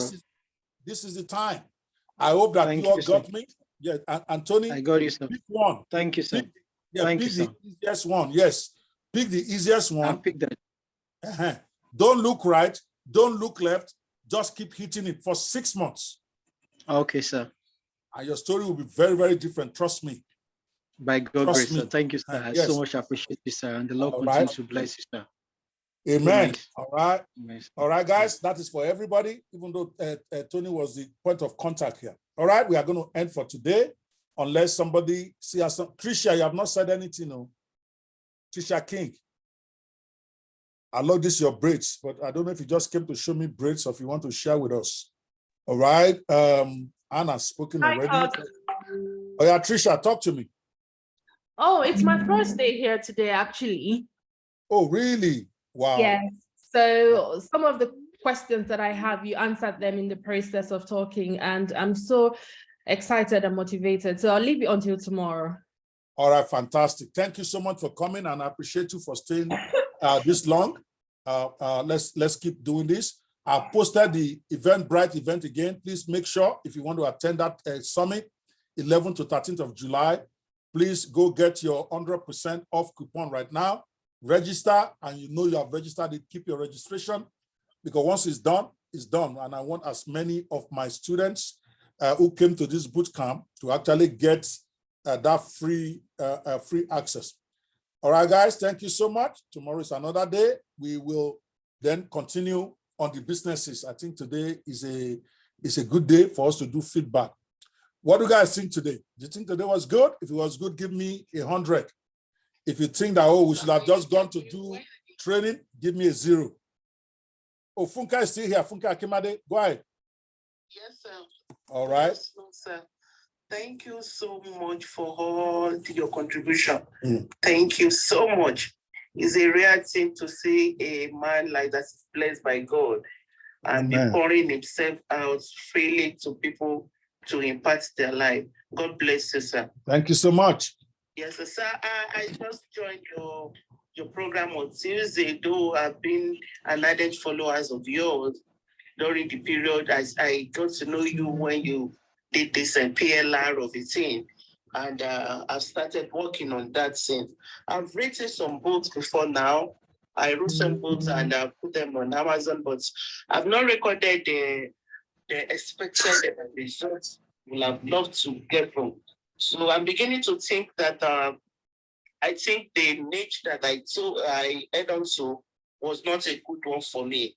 And with this ChatGPT of a thing, I think I stumbled on it about 2 weeks ago on YouTube, and I'm the kind of person that I always want to take action on whatever. So I started that same day. I just opened a YouTube channel, and I kept learning on how to upload a video. And as of now, I think I've uploaded 10 videos on YouTube using this same ChatGPT, whether it is perfect or not. I'm putting it there. Wow, I love that. I love that. And as of today, I have like 5,000 views already. There you go. Oh my God, I love that. I love that. See? So when I stumbled on this on your page on Facebook on Tuesday, my mind was blown up like, oh, this is the same thing I've been practicing.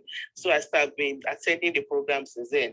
And to my amazement, the 3 books I've written so far was written by the people that I paid to write for me, and it's a lot of money. I'm based in the United States, and you know the way they charge. But to my amazement, yesterday after the class, and you gave us still got an assignment, I was on my system till like 2 a.m. and I finished like almost 2 books because I finished one completely, and the last one I was just on the last chapter before I was tired. Wow. So it tells me how easy it could be. How easy it could be. So my question, sir, is that out of all the niches that ChatGPT gave to me, I picked the niche for parenting. I picked the niche of parenting. I don't know how good that niche is going to be, but when I prompted the ChatGPT to give me 10 book series on parenting, he actually gave me some titles, about 10 or 20, so which I started on. But I want to feel your opinion about that niche and how you think I will be able to do well in that niche, or I should just pick another one. He gave me a lot of financial management and also.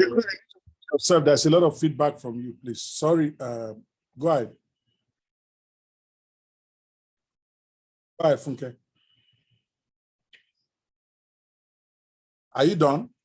Yes, sir. I'm getting a lot of feedback from Gista, so I need to try to mute. I think King Blue has disappeared and left his microphone on. Please mute yourself, sir. There's a lot of It's the network. I'm here, sir. And mute yourself. If you are not talking, network will not be doing anything. Anyway, all right, thank you for that. Well, I don't know. I've not done the research. The question I always say is that you want to ask ChatGPT clearly and do your research well to be sure that the niche that you are writing on is a niche that is commercial. And one of the things you want to look for is, number one, are there people who are passionately buying content in this area? That's a very important part. It's not about whether you are passionate about it, but is there a passionate set of people who like to buy books in that area? Do people buy books on parenting? I don't know if that is correct or not. You have to ask yourself, should be a parent, right? I'm assuming. Yes, sir. All right, when was the last time you bought a book on parenting? It's been long, sir. Okay, ask your 2 or 3 of your friends. Once they tell you no, then that tells you that people might love parenting. I don't see parenting as a very commercial niche, personally. But I may be wrong. But that's why I asked the question. I can't remember the last time my wife brought a book home and says it's on parenting. So it may not be a good commercial niche, even though it's a great niche. All right. So the fact that you are not buying or your friend is not buying does not mean it's not a good commercial niche. I don't know. So you have to do your research and ask ChatGPT to advise you. You can even ask it how many books were sold in this niche on Amazon last year, or whatever, so that you get an idea. Or you go to Amazon yourself and see what kind of books are selling. The niche that we pick is very important on how successful we are going to be commercially. And that's why you don't want to start writing books that nobody's going to buy. So you have to ask yourself, what kind of books will I buy if I see it? Or ask ChatGPT. So personally, I don't think parenting is a good niche for commercial purposes. I say that from personal experience. I've never seen my wife bought one. I have personally never bought one. I don't know of any of my friends that have bought one. See? But my wife buys romance novels every day. That's why romance books are the ones that are hot the most. Most women buy. Even the ones, so you want to be a bookseller, or rather you want to sell your book. So don't just pick a niche because it sounds good to you. That's all I'm going to say. So, but the good thing now is that you can pivot. It's not like this is not a PLR. Now PLR is I wouldn't even ever teach that anymore. That is a waste of time now. Okay, if I'm teaching how to write book, I'm only going to teach how to use ChatGPT or Google Bard now. Because they even have some of these AI tools that will write a complete book for you with just one sentence. All the chapters, everything complete. Why will I go be teaching PLR again? That's like teaching somebody how to drive bicycle when they could drive aeroplane. So the good thing for you then is that you can pivot, meaning you can change niche, because King Blue, really you need to, somebody's microphone is open and it's disturbing me. All right. So you can change your niche even today. By tomorrow, you can have a book or 2 ready. So take your time to research what niche you want to face properly. Don't rush it. It won't take a day. You might ask ChatGPT, also go on Google, just ask questions around until you are convinced. Here is the criteria for me. Number 1, are there passionate followers of that niche? In other words, are people, because when people are passionate about something, they will pay for it. That is why weight loss products will always sell. That is why men's libido products always sell, because they're passionate followers. That is why romance novels always work, because everybody who's reading it. My wife is not the emotional type, but she's very, very passionate about Daniel Steele. Everyone that comes out, she must buy. And I used to tease her that, but you are not really like the very affectionate, emotional kind of woman. And she will always tell me it's not always about sex or love inside the book. For me, I just assume Daniel Steele, man is doing woman there. It's what they are doing. But she tells me, it's not, I've never read one. Me, I'm an action CIA type of guy. But it sells. So go find that before you then dig in and say, okay, this is the area I want to specialize in. Okay, sir. All Thank right. you, sir. You can run it by me in the group. If you have not yet joined the WhatsApp group, guys, you want to join that WhatsApp group, I posted the link on the Zoom, and I believe that they have it at the top of the room in the Gist House, and we also have it in the chat on Clubhouse. So that way you can ask questions. Even if I'm not there, your fellow colleagues will be there for you. And hopefully we get our club ready by the weekend so that we can start getting the serious people to subscribe to that. All right, so please do that and make sure you reserve your submit seat. It is 100% off today. Please go ahead and take advantage of it. The link is out there in the chat. Love you guys. Thank you so much. I look forward to seeing more good things from everybody. I got to go because I still have to reach my law firm before they all leave for today. It's almost 4 now. All right, guys. Thank you so much. We got to close it one at a time. Thank you, Clubhouse. I will see you. Thank you very much, sir. All right. Shara, I will see you tomorrow. All right. Good night. Thank you. Olufunke and everybody in the audience. Appreciate you.